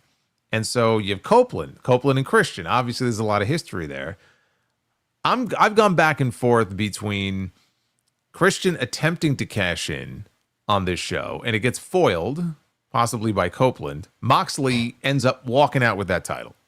And if Swerve is going to beat Ricochet, I think you want Swerve against Moxley is the match that makes more sense to me. So I'm torn between that being the outcome here, which would feel very underwhelming if it works out that way on Sunday, or what you talked about, which is that Copeland wins, gets a short run. Yeah, maybe Tony wants Tony wanted Bryan Danielson's Yeah. name on the list of champions that he had. Maybe he feels the same about Adam Copeland. He's been a good soldier for him. He gets a short run with it. You could still tie the Christian cash-in in with Copeland. He fucks over Copeland and then wins the title from him. So that way Swerve, even though he doesn't win the belt, doesn't have to get pinned. That I might be leaning more towards that as what I see happening. And then Christian, I don't think he would have a long run, but how does that tie into the MJF and Hangman stuff? Because I like the idea of getting the belt on MJF soon. So let's say he wins the belt at Double or Nothing, right? You can do MJF against Christian. Yeah, it doesn't make much sense. Not interested doesn't. in that. No, it doesn't. It doesn't. So Unless we go Moxley retaining here because of whatever reason, maybe Jay White does turn on Adam Copeland, John Moxley wins. We get Swerve beating Ricochet. It's John Moxley versus Swerve at Dynasty, and it's Swerve versus the Death Riders. I also pitched potentially that Swerve could end up enlisting the Hurt Business and working alongside MVP, Lashley, and Shelton to battle the Death Riders, and it'd be the Hurt Syndicate versus the Death Riders. yeah, but that implies the Death Riders is still It's going to be a thing in a yes, few months. our I thing hate is to that get idea. rid of them. Yes, I know. I hate that idea. So you may be right, but I would not bother with that. I would start to wind that down and sunset that group as quickly as possible. Yeah, I'm just trying to work it all out in my head as far as like if that is where I want to see things go, as far as MJF, getting the belt, and because there's another possibility here too, which is that Swerve beats Ricochet, Swerve gets the shot, Swerve wins. Yeah. MJF is number one contender. We get Swerve and MJF. The only problem with that is now you're switching the title like 4 times in 5 months, let's say. If it goes from Moxley to Copeland to or Moxley to Swerve, Swerve to MJF, MJF to Hang, like I don't see them doing that. Yeah. So Unfortunately, your nightmares may be becoming a reality, and John Moxley's just going to hold the championship for another 3 months. Well, that's my prediction. I got John Moxley walking out with the title. So, I mean, I hate myself for that, but that's my prediction here. I do think Christian will, I think Christian will at least attempt to cash in. I'm leaning towards him actually cashing in, and he gets fucked out of his shot. Somebody else brought up something interesting that they wrote into my my show the other day and reminded me that apparently the rule with this contract is that Christian has to first sign it, like the moment he's about to cash it in. Because somebody tried to steal it from him a while ago and remember that? That was like a thing apparently. Yeah, and then Kip Sabian took the pen away from him or something like that? Right, Kip Sabian. Yeah. So if that's the case, like, would somebody else steal it and sign their name before Christian does? I think that was the idea behind, because somebody else mentioned the Jay White thing, that Jay White would do that. Because Jay White had issues with Christian for a while, right? That's the reason why Jay White got hurt. I told you I'd get my revenge on you, and then he puts his name on the contract. To do what exactly? Lose? Nobody expects Jay White to be the world champion. Then he would be the biggest geek in the world if he did that. I mean, you want to bury him for good. Well, nobody's a bigger geek than Christian for not signing the fucking contract, for even allowing that to possibly happen. Honestly, yeah. But if that's the rule, it's not his fault though. That's the stupid rule. What fucking rule? Can't sign a piece of paper. It's got a rule now. I don't make the rules, okay? I don't come up with these stupid rules. We don't have these problems at House of Glory, man. We make sense of what we do on television, I look, we just have to take it as it comes. And as far as I know, just based on that one angle with Kip Sabian stealing it from him, I assume that it's not yet signed and he has to sign it and somebody could steal it from him. So we'll see. But Moxley's going to walk out with that time. I'm going Moxley. I think I'm making a prediction. Jay White turns on Adam Copeland. That's what I'm going with. Anyway, guys. Then you're gonna have people online like, man, we got John Cena turning heel at Elimination Chamber, and how does Tony Khan follow that up by having Jay White go heel? Well, my question is, where's the Bang Bang Gang? Why aren't they together? Like, they came back and not even a mention is like, you think they'd like come together again after being off TV for so long? Jay White doesn't even realize that they're there or that they exist. What happened? Like, are they a thing anymore? I don't think so. I think Juice is hurt, so that's why he's not around. And I think the Guns now they're just doing their thing. I think they kind of quietly had them go their separate ways, I think. At least until Juice comes back. No explanation. Jay White's just out here doing his thing. The Guns get a championship match. Nobody knows why. Yeah. I don't know. It just is what it is. I guess so. It is what it is, guys. Thank you very much for episode 85. Appreciate it. Hopefully you enjoyed the discussion tonight. Hopefully we wrapped things up coming out of a very busy Elimination Chamber weekend. And we're going to get into your super chats right now so we can get out of here. I can make myself some Theraflu and hopefully get to sleep. Sorry if I sound like shit, but that's what it is, man. Everybody knows getting sick. Our brothers are sick. I heard some of the creators in the space. Con Man, Santee is sick. They went to the chamber. They were all over TV on Saturday. That's why they got sick, because they were around all these people. I know. That's what happens. I know. That's what I go to shows and I'm around people and I'm shaking hands and everything, and then I get sick. It happens every single time. That's pretty bad. Yeah. It doesn't help though that one day here it's like 20 degrees outside, and the next day it's like 55. That's the worst. Yeah. Like the weather has been so up and down here lately. Yeah, it was fucking cold yesterday, and then today it was like what, 50? Something like that. It was like 50, yeah, 52. Jesus Christ. Ridiculous. Anyway, guys, thank you for 85. We're going to get into your super chats. Make sure you hit the thumbs up. We are looking at 1,100 likes right now. That's great. Let's try to get to 1,200, can we? Love to see that. Still got 3,000 in here. We had upwards to 3,300 in here on a Tuesday night. And super chats will remain open. And we're going to read through them now, starting off with David Thiering. $10 super chat. Thank you, brother. TNT 85 tonight. And boy, there's a lot to talk about. Have a great stream, JD and Solo. The discussion this week will be a must listen as always. Side note, JD, hope you're feeling better soon. Me too, bro. I can't stand being sick, man. My voice is my most powerful weapon. I know how this guy felt a week ago. He sounded like fucking the Dark Knight over here. I sounded like Goldberg on all my shows. I mean, I sounded horrible. It was terrible. I thought he hired somebody to fucking fill in for him. That's how bad he sounded. I had so many people telling me, like, when did Kurt Angle step in as the new host of the Sound Off or Optimus Prime? But we have an update here from Cora Jade from about an hour ago. It says, got rocked for a second, but my knees are all good. Thanks for the concern. There you go. So it sounds like she's going to be okay. All right. God forbid it was a knee problem, man. She just came back. Yeah. Anyway, man. Gabriel, 25 in Super Chat. Thank you, brother. 2-night format idea. JD's not working this year because Rock and Cena can't lose as a duo, and also you can't have Cody lose both nights. Yeah, Jason. That was at 4:04 p.m., so you read Jason's mind. So there you go. I agree. I'm trying to think of ways to incorporate Punk into the main event. I just don't want to see him and Roman in the ring, but hopefully they make sense of it. Michael Krause with a 2. Good Tuesday, JD, Jason, OTS. All is well. Hope all is well. Yeah, thank you, Michael. Hardcore Kevin with a 2. We got Tuesday Night Titans before Grand Theft Auto 6. Yeah. That seems to be the going theme. We got John Cena turning heel before Grand Theft Auto 6. Is that coming out this year? October, yeah. Are we sure it's not going to get delayed? There's a possibility. I don't want to say sure, yeah, but that's the tentative date, yeah. Why, you interested?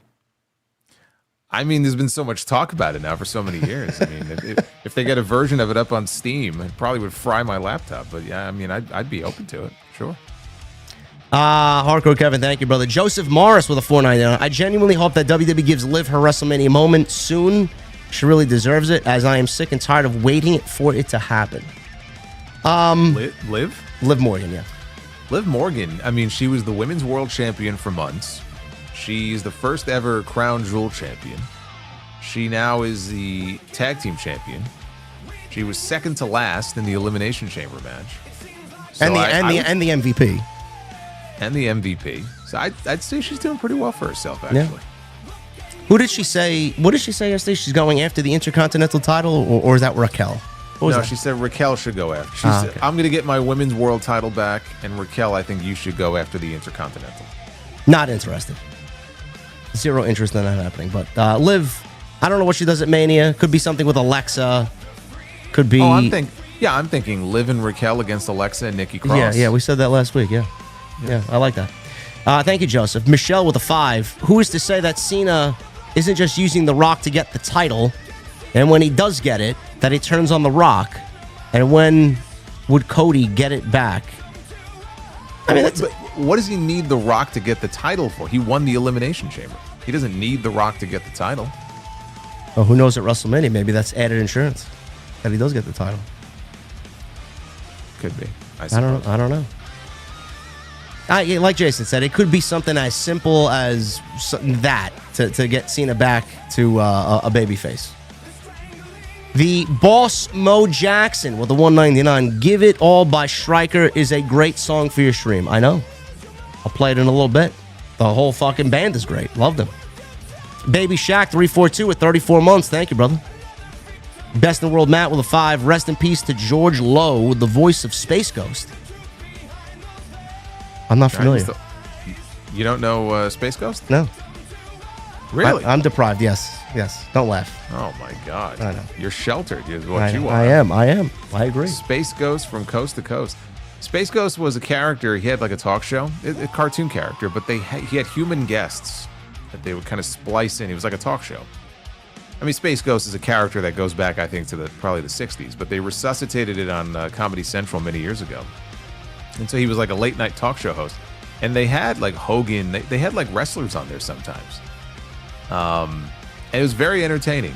And so I'm surprised you've never heard of Space Ghost. I'm sure if I seen something of it, I would remember it, but I don't think I like ingrained myself in it. So yeah, I was very deprived and sheltered as a child. Yes. Best of the World, Matt. Thank you, brother. Black Wolf Inc. with 22 months and a 5. Could the main event of night one be Cena and Owens versus Rhodes, Punk, and Zayn so that Sammy and Kevin can say they fought in the WrestleMania main event? No. It's gonna be Cody and Cena, or not night one, but night 2. It's gonna be Owens and Orton. That's it for them. And then he says, actually, now I'm pitching for Orton to take Zayn's place so that we can have seeds planted for a Cody Orton feud down the line. I genuinely think they're waiting on that. I don't think we're going to see that this year. I thought that we were going to get him maybe coming out of WrestleMania, but this just blows everything up. Yeah. So it doesn't feel like that's going to be happening anytime soon. The more Randy stays babyface, the more shocking the heel turn is going to be when he does it. So I don't mind it. Sidro, $5 super chat. Why couldn't the lizard get a girlfriend? Because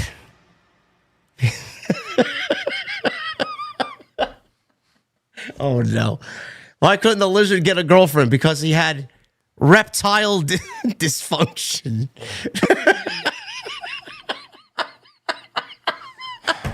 Well, you popped him, so there you go. Oh my God.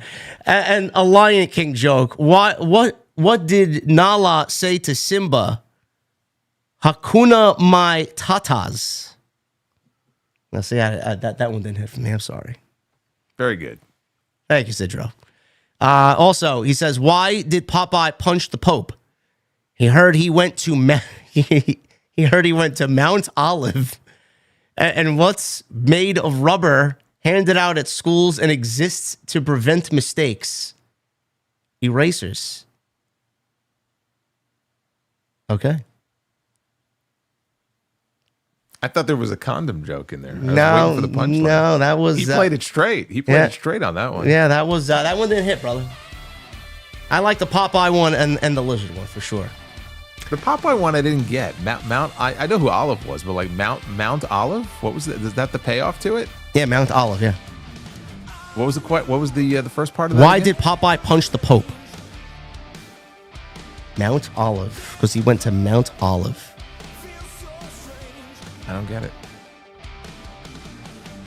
It is a condom joke, says Sidro. Winky face, is it?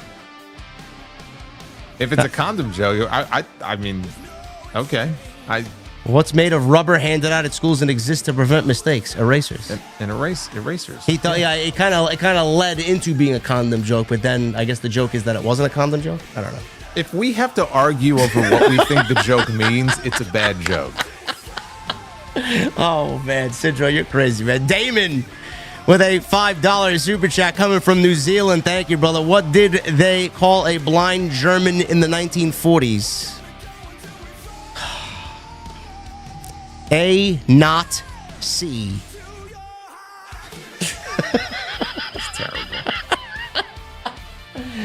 JR Slander with a 5. Outside of the headlines, I think it got lost in the shuffle that Cena's work looked a lot better. It did. Like Jason said, him and Punk had that magic, man. I thought it was great.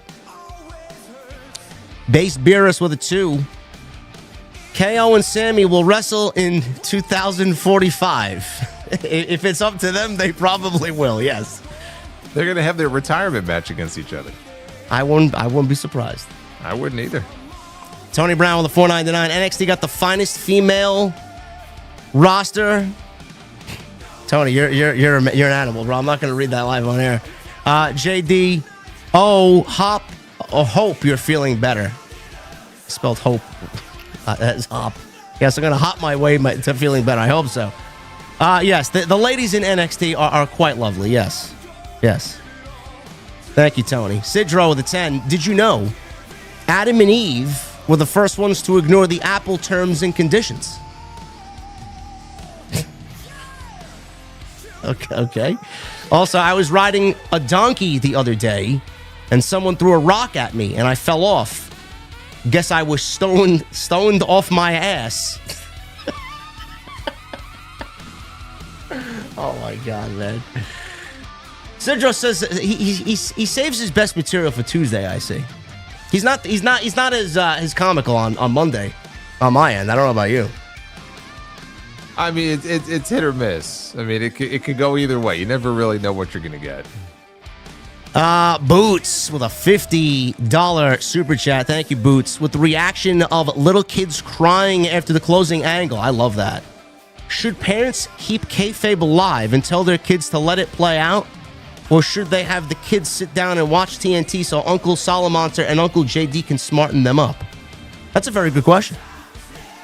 I think that, Uncle JD and Uncle Salamonster will set the young one straight. So I think that's a good idea. I endorse that. Yeah. Yeah, I actually... And you know what? You can't say anything about the language because you had Cody Rhodes in the ring on Saturday tell The Rock to go fuck himself. Yes. So kids are always welcome to tune into TNT if they want. Sure. I quite like the kids crying. I like it. It brings me back to when The Undertaker beat Hulk Hogan at Survivor Series and won the WWF title. You see kids crying front row. Even at the 93 King of the Ring where he got squashed by Yokozuna. At the 91 Survivor Series, people cheered. Well, you did. Are you kidding me? There were some kids crying.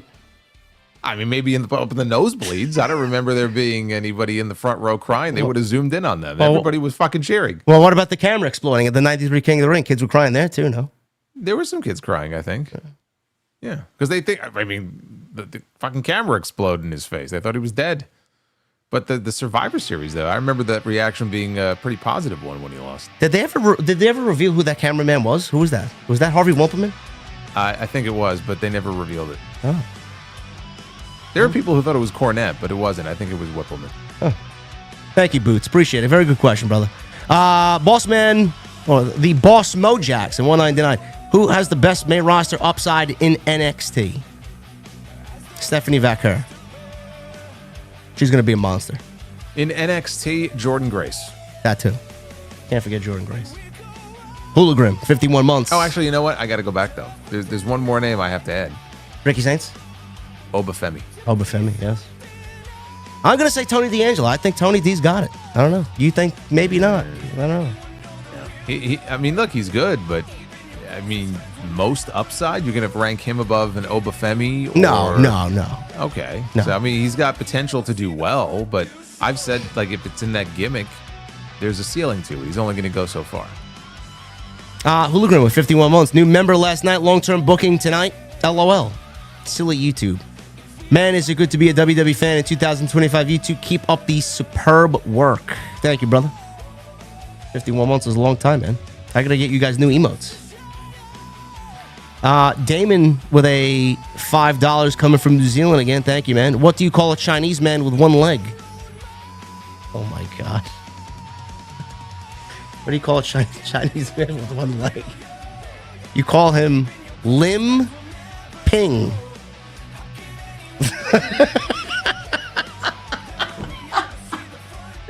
Oh, man, they're going to cancel me, man. They're going to fuck with me on social media. JD, man, look, you're going to cancel them. Thank you, Damon. Appreciate you. I don't know, Sidra. Damon's got the one up on you tonight, maybe. I don't know. Base Beerus, $2 super chat. He says, suffering succotash. I guess that's in light of what Braun Breaker said that Jason had read so eloquently earlier. Yeah. Blue Jay with a 199. We need JR to say, by God, Cena, that son of a bitch. Yeah. I think someone actually imitated him on a viral TikTok clip or something. That's what was missing, was like that really like animated over the top reaction on commentary. Because there's some classic moments, like in JR, obviously. I mean, he's the voice of a lot of them. But I think that was the only thing that was missing. Somebody who acted like they were completely appalled by what they just saw. And we didn't really have that. No. Pat McAfee was like, oh, like, yeah, can you imagine what Bobby Heenan would be doing nowadays in his prime when he's seen Cena turn heel? He would have been like, fucking good. No, he would have been like, I've been trying to tell you for years. This guy was a phony. You didn't listen to me. It's like after Hogan turned heel. I've been trying to tell you. You didn't listen to me. Yeah, we need that somewhere. I mean, didn't Pat McAfee use the word shit or something like that on air on Saturday or no? Was that Monday? He used the word shit on Saturday. No, Michael Cole did. But McAfee used it at least once, if not more than once, on Raw last night. They're just throwing it around like it's nothing now. I like it. Adam JD 519 with 12 months. Orton last used the punt in 2020. It's been 5 years. Remember, he used it on the Legends and Drew McIntyre. Okay. Oh, wait, he used it on Big Show during one of those empty warehouse shows, didn't he? Maybe. Well, how did you guys find that? No. It was Christian. Okay, remember there was that one episode of Raw at the Performance Center where they built it up through the entire episode, right? That Christian was going to wrestle, even though he was retired at that point. And I think he got punted by Orton. Was that the build to the greatest wrestling match ever? It might have been. I don't remember what that was building to.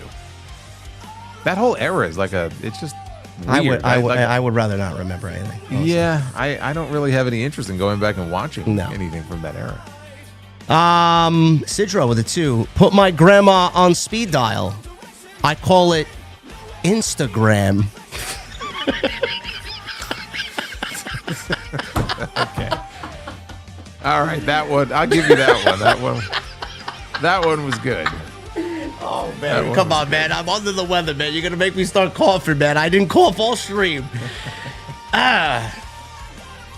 Oh, my God. Boss Mo Jackson with 199. Should WWE bring back Fatal 4-Way PLE? It's one of my favorite. No. You may be the only one, Mo. One of your favorites. They did it once. And I was at that show, too. That was at the Nassau Coliseum. What an awful just gimmick for a pay-per-view. Every match a Fatal 4-Way. I wish I could get my money back for that show.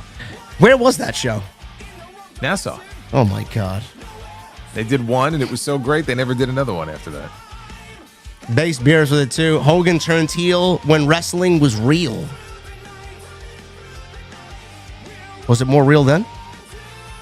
It was more real then than it is now. You didn't have a press conference when the show was over with Eric Bischoff saying, boy, we had a great angle tonight on that show. How about that storyline that we played out? You know, or someone asking Rock for his fucking Waffle House order. I mean, you got the Rock in front of you. That's your question? Come on, bro. Yeah. Beast Comatose with a 699. You think WWE will do a storyline leading up to Mania where Cody has trust issues based on what he's going through, leading to Punk teaming up with him? Cody's definitely going to have trust issues for sure. I mean, that promo on Friday's got to, again, like Jason said with Cena, it's got to hit big time. I don't know what Cody's going to say, but I mean, we need to see fucking Cody just fuming, steam coming out of the nose and the ears and anger. I don't know who he's going to be. I mean, does he have any friends? I mean, Roman was the last one that said he would have his back in October, but that was for October. Is that still in play? Is that still in the cards? Well, I mean, Sami Zayn is still his friend. Sami Zayn. Jimmy. Sami's not around, though. Yeah. I don't know. Cody has friends. They just didn't reveal themselves on Saturday. His friend is Ricky Saints is a friend. Yeah. Maybe this is a reason for Ricky to be called up. Boss Mo Jackson with 199. Ezekiel Jackson making a comeback. Thoughts on that? I don't care either way. I heard about it, and I kind of moved on with my day. Yes. So. Rarely Even with a 5. Who is the next WWE wrestler to win their first world championship? Braun Breaker. We're talking WWE. Yeah. Jey Uso. Yeah. WrestleMania, Jey Uso. Pretty safe to say, yeah. Base Beers with a 4 in Super Chat. Cena needs to hook up with Liv Morgan, new heel couple. And Travis hurt Cody's ear. I thought maybe it was his eye. Well, all we know is Cody got fucked up. And Cena hook up with Liv Morgan? I mean, sure. Who wouldn't want to? Does he need to? No. I think Cena's a married man. Poppy Sensei with a $5 Super Chat. JD, my band has a YouTube channel now. I'd appreciate it if you checked out our demos and live performances. Hollow Eyes from St. Louis. My DMs are open, brother. Send me some links. I just found my old iPod from like fucking eons ago, and my band's old music is on there. I have to find a way to get it off of there and get it onto my PC. I haven't been able to do that. So, what kind of music?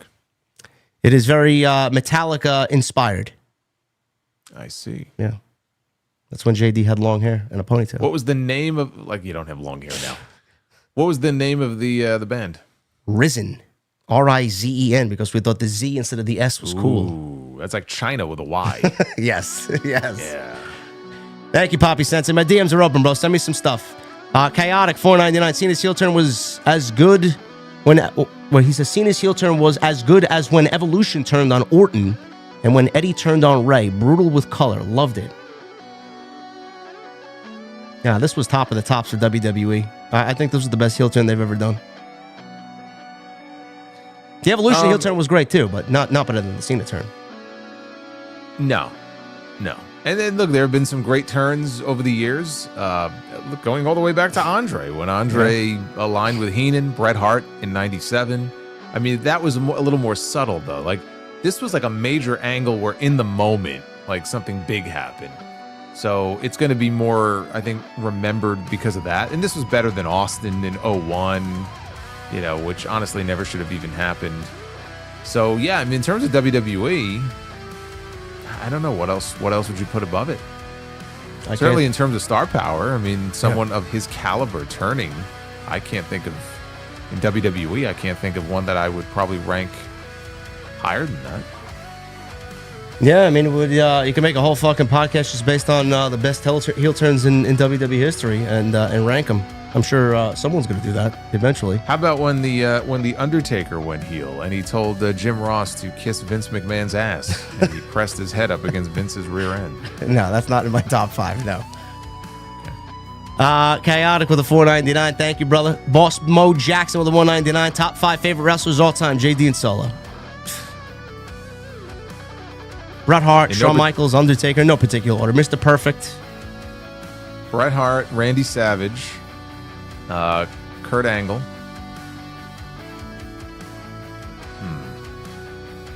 And Undertaker. That's my top 5.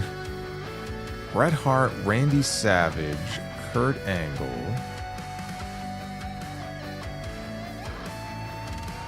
That's tough. Stone Cold.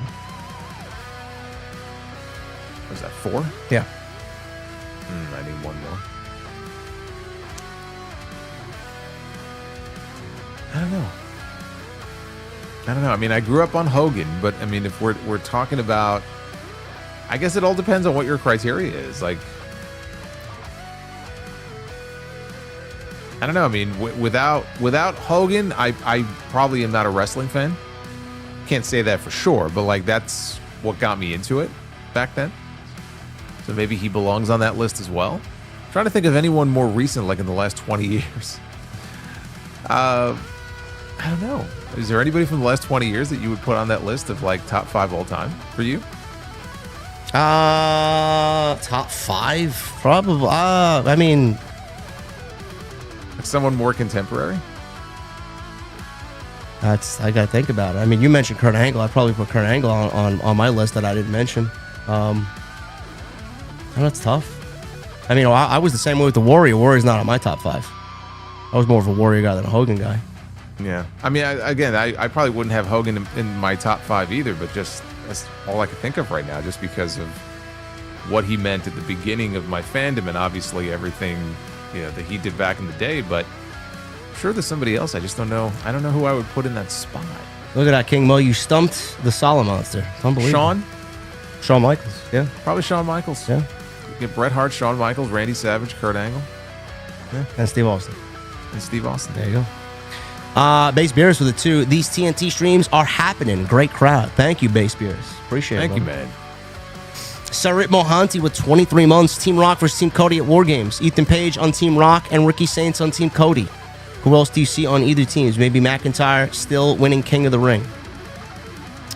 Oh, well, you're booking way in advance, man. I'm not even fucking... I don't even know what I'm doing tomorrow morning. Ricky Saints will be on the main roster going into next year's WrestleMania. That's my prediction. And Ethan Page will be on the main roster as well. McIntyre, I'm still penciling in to win King of the Ring. Chaotic with a $4.99. Someone needs to give Travis Scott a receipt. Kayfabe or not, it'd be on site if that was me. LOL. Well, we'll get Bad Bunny back. Maybe Bad Bunny against Travis Scott. Yeah. I see a lot of people wanting this receipt to come to Travis Scott. Triple H apparently doesn't seem to care because the last thing I saw was him tweet something before the show went live tonight where he was shaking Travis Scott's hand. So maybe I'm sure Triple H is keeping a close eye with his 17 burners online on what's going on. Boss Mo, I keep calling you Boss Man. Boss Mo Jackson, $1.99. JD versus Solo, cage match. Take my money. No. I wouldn't mind managing him if he wanted to wrestle. I don't get in the squared circle. I'm an old man. Beast Comatose with the 279. War Games should be Team TKO versus Team WWE. Right. Well, you guys are booking November already, man. We just started March. Can we get the warmer weather first before we get back to the colder weather? Thank God some of you people are on booking. My God. The hot streak of business would be over. Chaotic with a $4.99. Cody studied that WrestleMania 21 promo with Stacy Keibler, Jericho, Benoit, and Christian a bit too much. LOL. What is that? What's the correlation there? Who was he comparing it to? Cody. Cody studied that a little too closely? Yeah. I mean, I remember the promo. I don't get the connection. Chaotic. What do you mean by that, bro? Base Beers with a 2. Travis Scott was like Petey Williams to Steiner. Yeah, I could see that, I guess. Petey Williams, you talk about two polar opposites kind of next to each other. Yeah, I could see that. Project Libertad with a $2 super chat. Travis Scott is the Dennis Rodman of this new era. Yeah, that's the comparison I got for sure.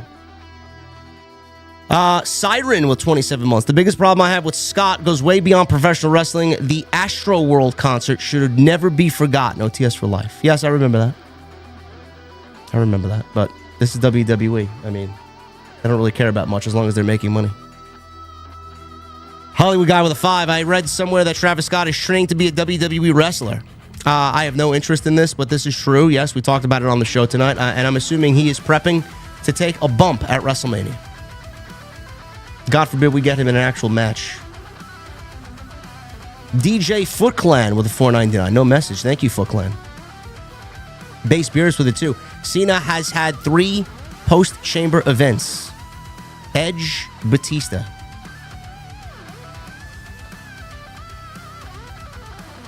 You know, I made the mention last night on the podcast that CM Punk has wrestled in a steel cage match now on Monday. War Games, Hell in a Cell, a strat match. He's actually wrestled Dominic in a steel cage at a Madison Square Garden house show.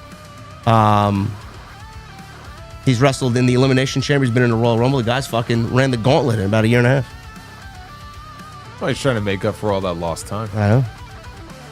Toya ain't nice with a 2. I think Cena turns back to face at War Games. I don't know what is with you guys tonight at War Games. Yes, he's gonna be a babyface by the time he retires. That's the way to go. Metalhead with a 5. Might be dumb. Any chances of it happening is slim to none, but can you imagine Stone Cold pulling a Swerve and stuns Cody instead of Cena at WrestleMania? I'm not looking at Stone Cold stunning Cena. I'm looking at him stunning The Rock and giving us that moment that we didn't get last year. So that was one of the things I was most excited about when I thought about where this could go at WrestleMania. Because even if Cena wins the title, it doesn't mean that Austin can't come out, try to provide the assist. Cody's going to be outnumbered, right? You got Rock out there, you got Cena out there. we can get that moment that we were deprived of from last year, and he could stun The Rock. Cena could still win the title. Obviously, it would work better if Cody was going to win. But I'm hopeful we'll get that moment. It's just that glass shatter and just watching everybody lose their minds. And they're right in his backyard this year. You know, he said, like, he was hopeful that he would be at this year's show because he could drive to the show. You know, because he lives in Nevada. So fingers crossed we get that Stone Cold cameo this year. I think we will. Mr. Team Bringer with the 199. What ways should Cena change his moveset? I changed nothing outside of he no longer does the 5-knuckle shuffle. I'm going to say that he shouldn't try that move he started doing in 2015, the leaping Hurricane Rana. I don't think he needs to do that. No, he doesn't need to do that. That's a babyface move anyway.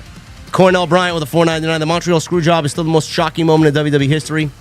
2 is Cena heel turn, and 3 is Triple H humping Katie Vick in a casket. I put this over the Screwjob, honestly. Screwjob was shocking, but in the moment it was more confusing than shocking. Yeah. That's why I said that. To me, I have the streak ending at number 1. Katie, I don't know why would that be on anyone's list? Katie Vick being humped in a casket? No, come on. Boss Mo Jackson with a 199. Should Cena change his finisher and his music for his heel turn? Finish, no. Music, yes, absolutely. Well, I think maybe he means call it the FU again instead of the. Oh yeah, absolutely, yeah. And the STFU, yeah, I would absolutely do that. His theme music, anything but Def Rebel. Can't be Def Rebel. I think Cena has enough clout to not get the Def Rebel special, especially if Randy Orton basically told him to fuck off. Yeah. I would think Cena could do the same. Also, Boss Mo Jackson 199. Your favorite cartoons of all time, JD and Solo. Favorite cartoons? Well, I mean, as a kid, I was a He-Man and Thundercats kid. I was a Darkwing Duck guy. Darkwing Duck, Ninja Turtles. Transformers. Yeah, no. And Transformers for me and Care Bears for me, believe it or not. Yeah, I mean, Care Bears. I was never a Transformers guy. Or G.I. Joe, believe it or not. I was one of those. Never into G.I. Joe. Yeah, never. I mean, there were a bunch of other ones too, but I would say for me the main one. Oh, who could forget Hulk Hogan's Rockin' Wrestling cartoon? Yeah, that was to watch that too. And the Lou Albano Super Mario series, I used to love that too. Yep. William Sanchez with a 999. Did you see the report that CM Punk said he doesn't care anymore about the WrestleMania main event? He sure shot that down last night. Maybe next year or WrestleMania 43, we can get Punk versus Rock. No, I think he was telling the truth. Like, out of kayfabe, like I don't think he gives a shit anymore. Yeah, no, he's just gonna go balls to the wall. They'll tell that story, like, you know, in storyline probably, but I don't think he cares anymore. Like, it doesn't matter to him. He's older now. He's making his money. You know, he's working with people that obviously he's happier working with than he was in the other place. I don't think he cares. It's like the Shawn Michaels thing. And remember how they built up that WrestleMania 12 match, like the boyhood dream. His boyhood dream was to go to WrestleMania and win the title. And I don't remember if it was on his DVD or where it was, but like he said later on, like, that wasn't my dream. Like, it made for a good storyline, but it's not like I laid in bed at night like, oh, I got a main event WrestleMania and win the title. He's like, oh, it wasn't my boyhood dream. No, apparently having more sunny days were more important than. Back then, you know what? I can't say I hold it against them. I know. Boots, $5 super chat. Rock and Cody at Survivor Series 2026, 30th anniversary for The Rock's debut. It can be The Rock's final match. Well, you guys are even looking further into next year. It's crazy. The Rock is going to retire at WrestleMania.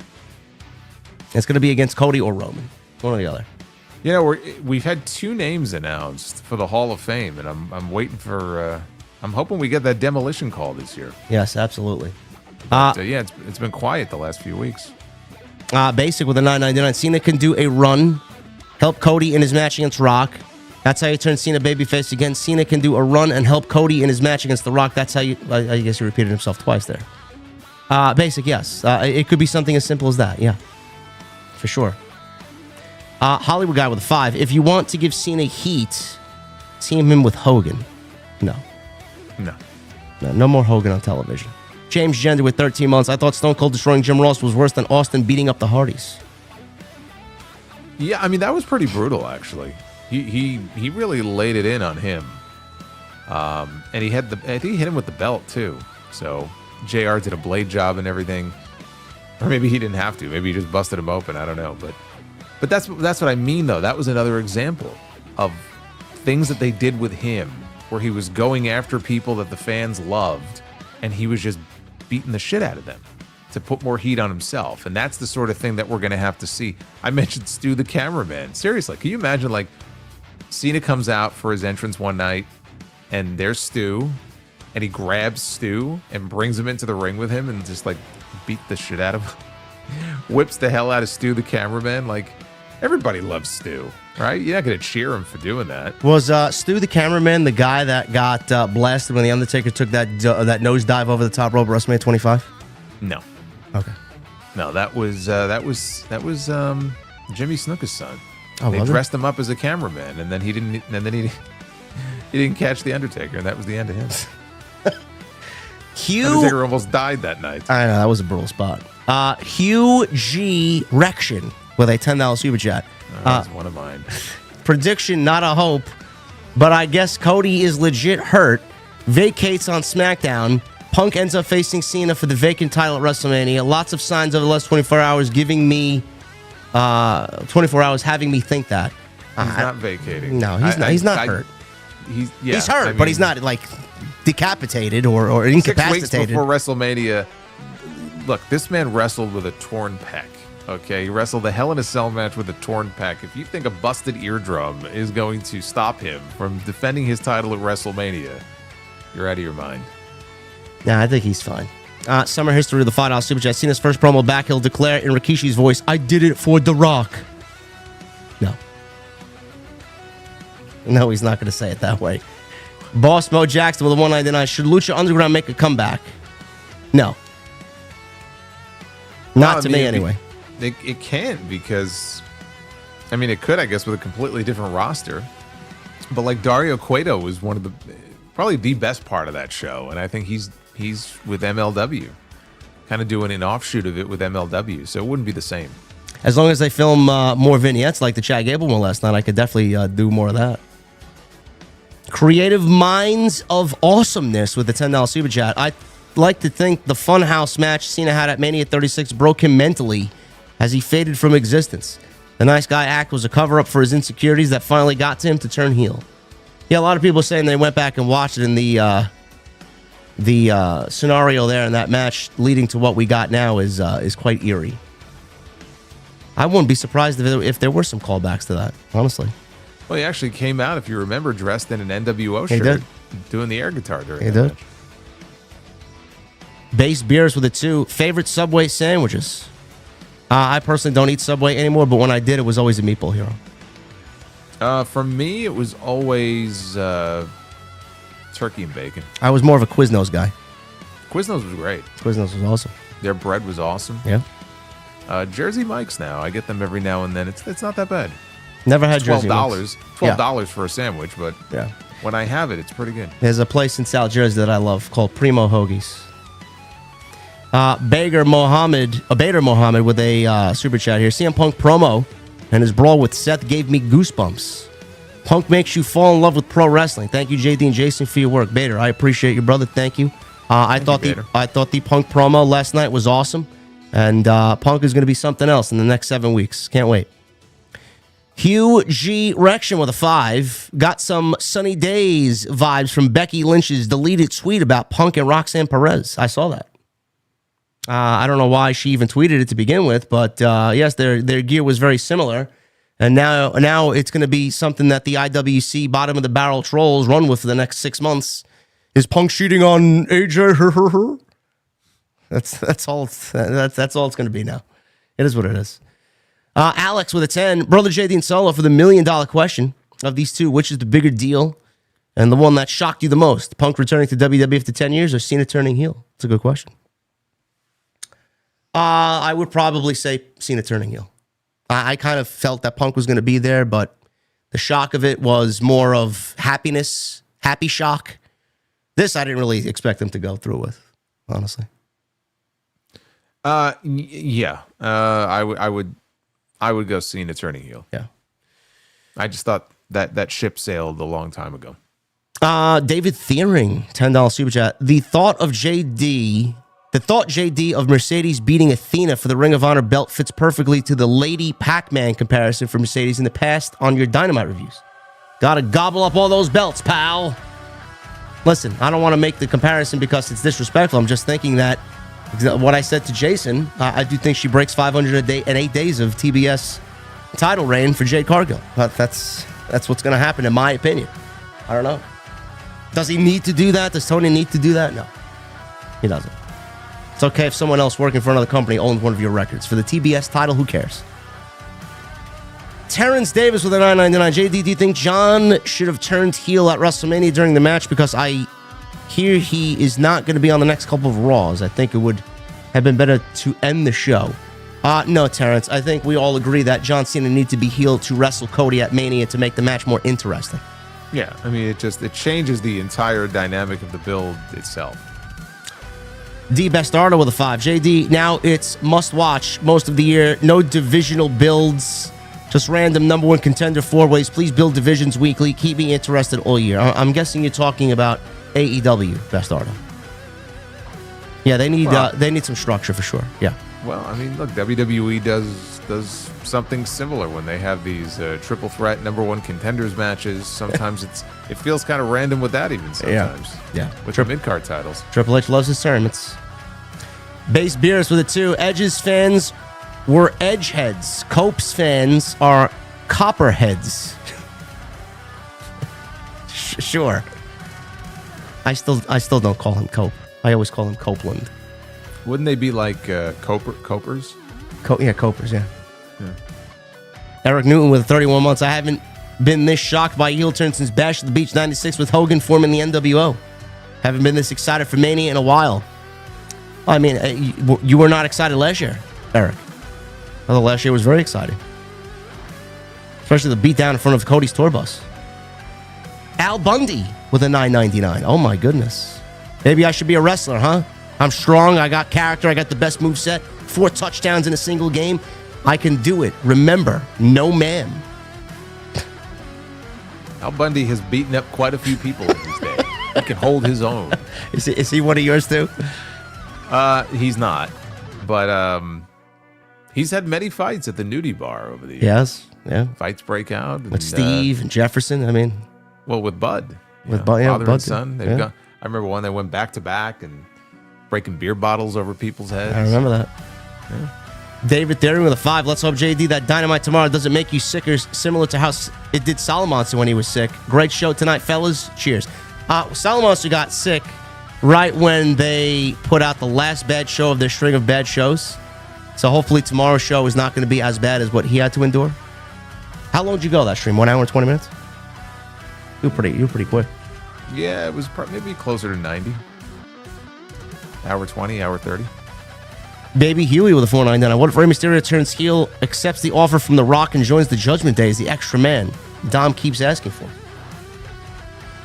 No, Rey's not going heel. No. They're definitely adding a new member. I mean, they keep bringing it up so many times. It's like 4 weeks in a row now, yeah.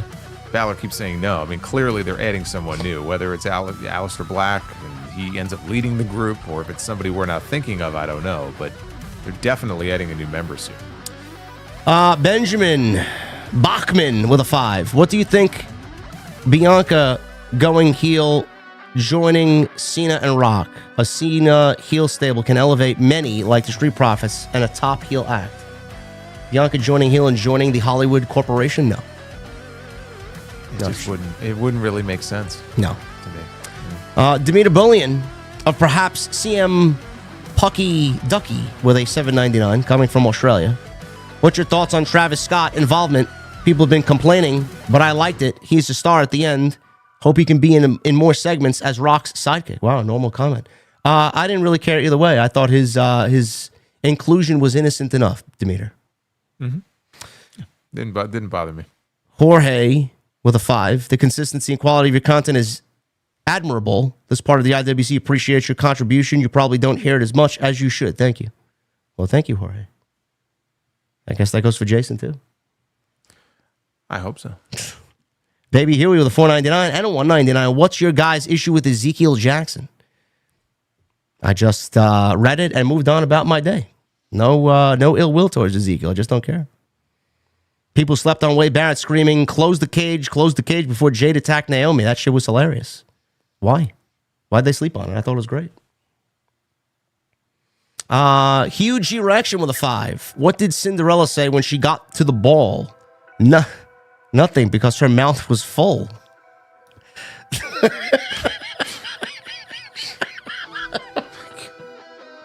Oh man. Coming from a comment from someone with that name, sure, yes. Appreciate you, man. DJ Foot Clan with a $1.99. You both rock. Thank you, DJ Foot Clan. Clone Force with a $4.99. Rock turns on Roman. Not after Mania on Raw reveals he is mastermind behind the 2.0 bloodline, and Solo gets kicked out. Cody Roman will have a common enemy. Nah, I don't know. I don't see none of that happening. Nah, it feels like the story with Rock has taken a different turn, and it would almost feel like, I don't say tacked on, but like, I don't think there's a connection there. I think he's doing his own thing now. It's much bigger than that. And they could easily always find a way to tie Roman back into it. I mean, Roman might be a little upset maybe that Rock didn't want him to be his champion. I was champion for 3.5 years. I mean, I wasn't your champion. That's a good way to explain it, maybe. Yeah. Scorpio with the 2. Let's preview your rant if Charlotte beats Tiffany. I can't give you a rant right now. There will be one, I'm sure. We gotta wait 7 weeks. Toya ain't nice with a 2. Does Bianca turn heel at Mania in triple threat? It's a possibility. Anything's on the table. I mean, Cena turned heel. Now Bianca is someone I could see doing the same thing. Blue Jay with a $2 super chat. What if Batista is the last guy to join The Rock? No, we're not getting Hollywood Batista. The only time we see Batista is when he enters the Hall of Fame. Yeah, Batista is happily retired. Hollywood Batista was great Batista, though. I loved it. And we'll end with, we got 2 more here. Demeter, how about Travis Scott and Rock live sex celebration at WrestleMania with a $1 super chat? Demeter, the answer is no. And David Theory with a $5 super chat. Solid Monster, correct me if I'm wrong, but hasn't Al Bundy popped up in Be the Booker before? I believe he did, and it was hilarious. LOL. He is in Be the Booker, yes. That's crazy. Yes, that's an automatic ding, ding, ding. Automatic bell. Yeah. Automatic bell right there. Yep. Guys, thank you for the unbelievable support tonight, and thank you for a great discussion here on episode 85. As I always do, I leave it to my partner in crime here on Tuesday nights to sound us off on another great week. Well, I mentioned before this partnership between WWE and TNA, and I love it. And it's something that I think would have been cool to have years ago. And I'm glad we're getting this sort of thing. And it was mentioned yesterday that Natalya is going to be working a Josh Barnett Bloodsport show on the Thursday before WrestleMania. So she had just signed a new contract many months ago. They haven't really done anything with her. And so I think this is it's a great opportunity for her, I think, to get out there. People aren't really talking about her much anymore.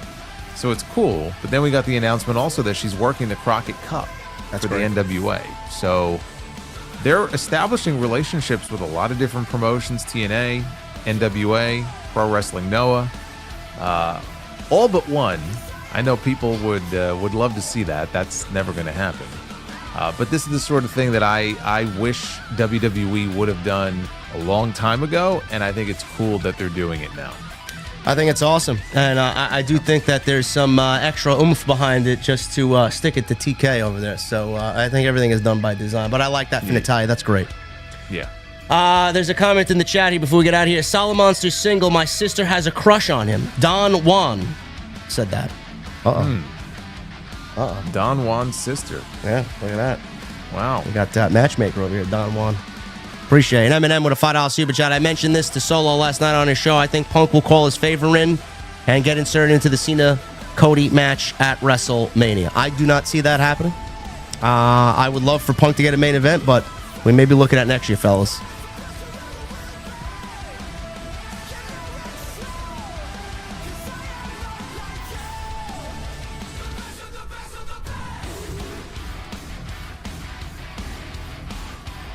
Guys, thank you for a great discussion tonight. Everything you need is down in the description. Follow us on social, YouTube, and hit that thumbs up on your way out. We'll see you next week for episode 86 of Tuesday Night Titan. See you guys later.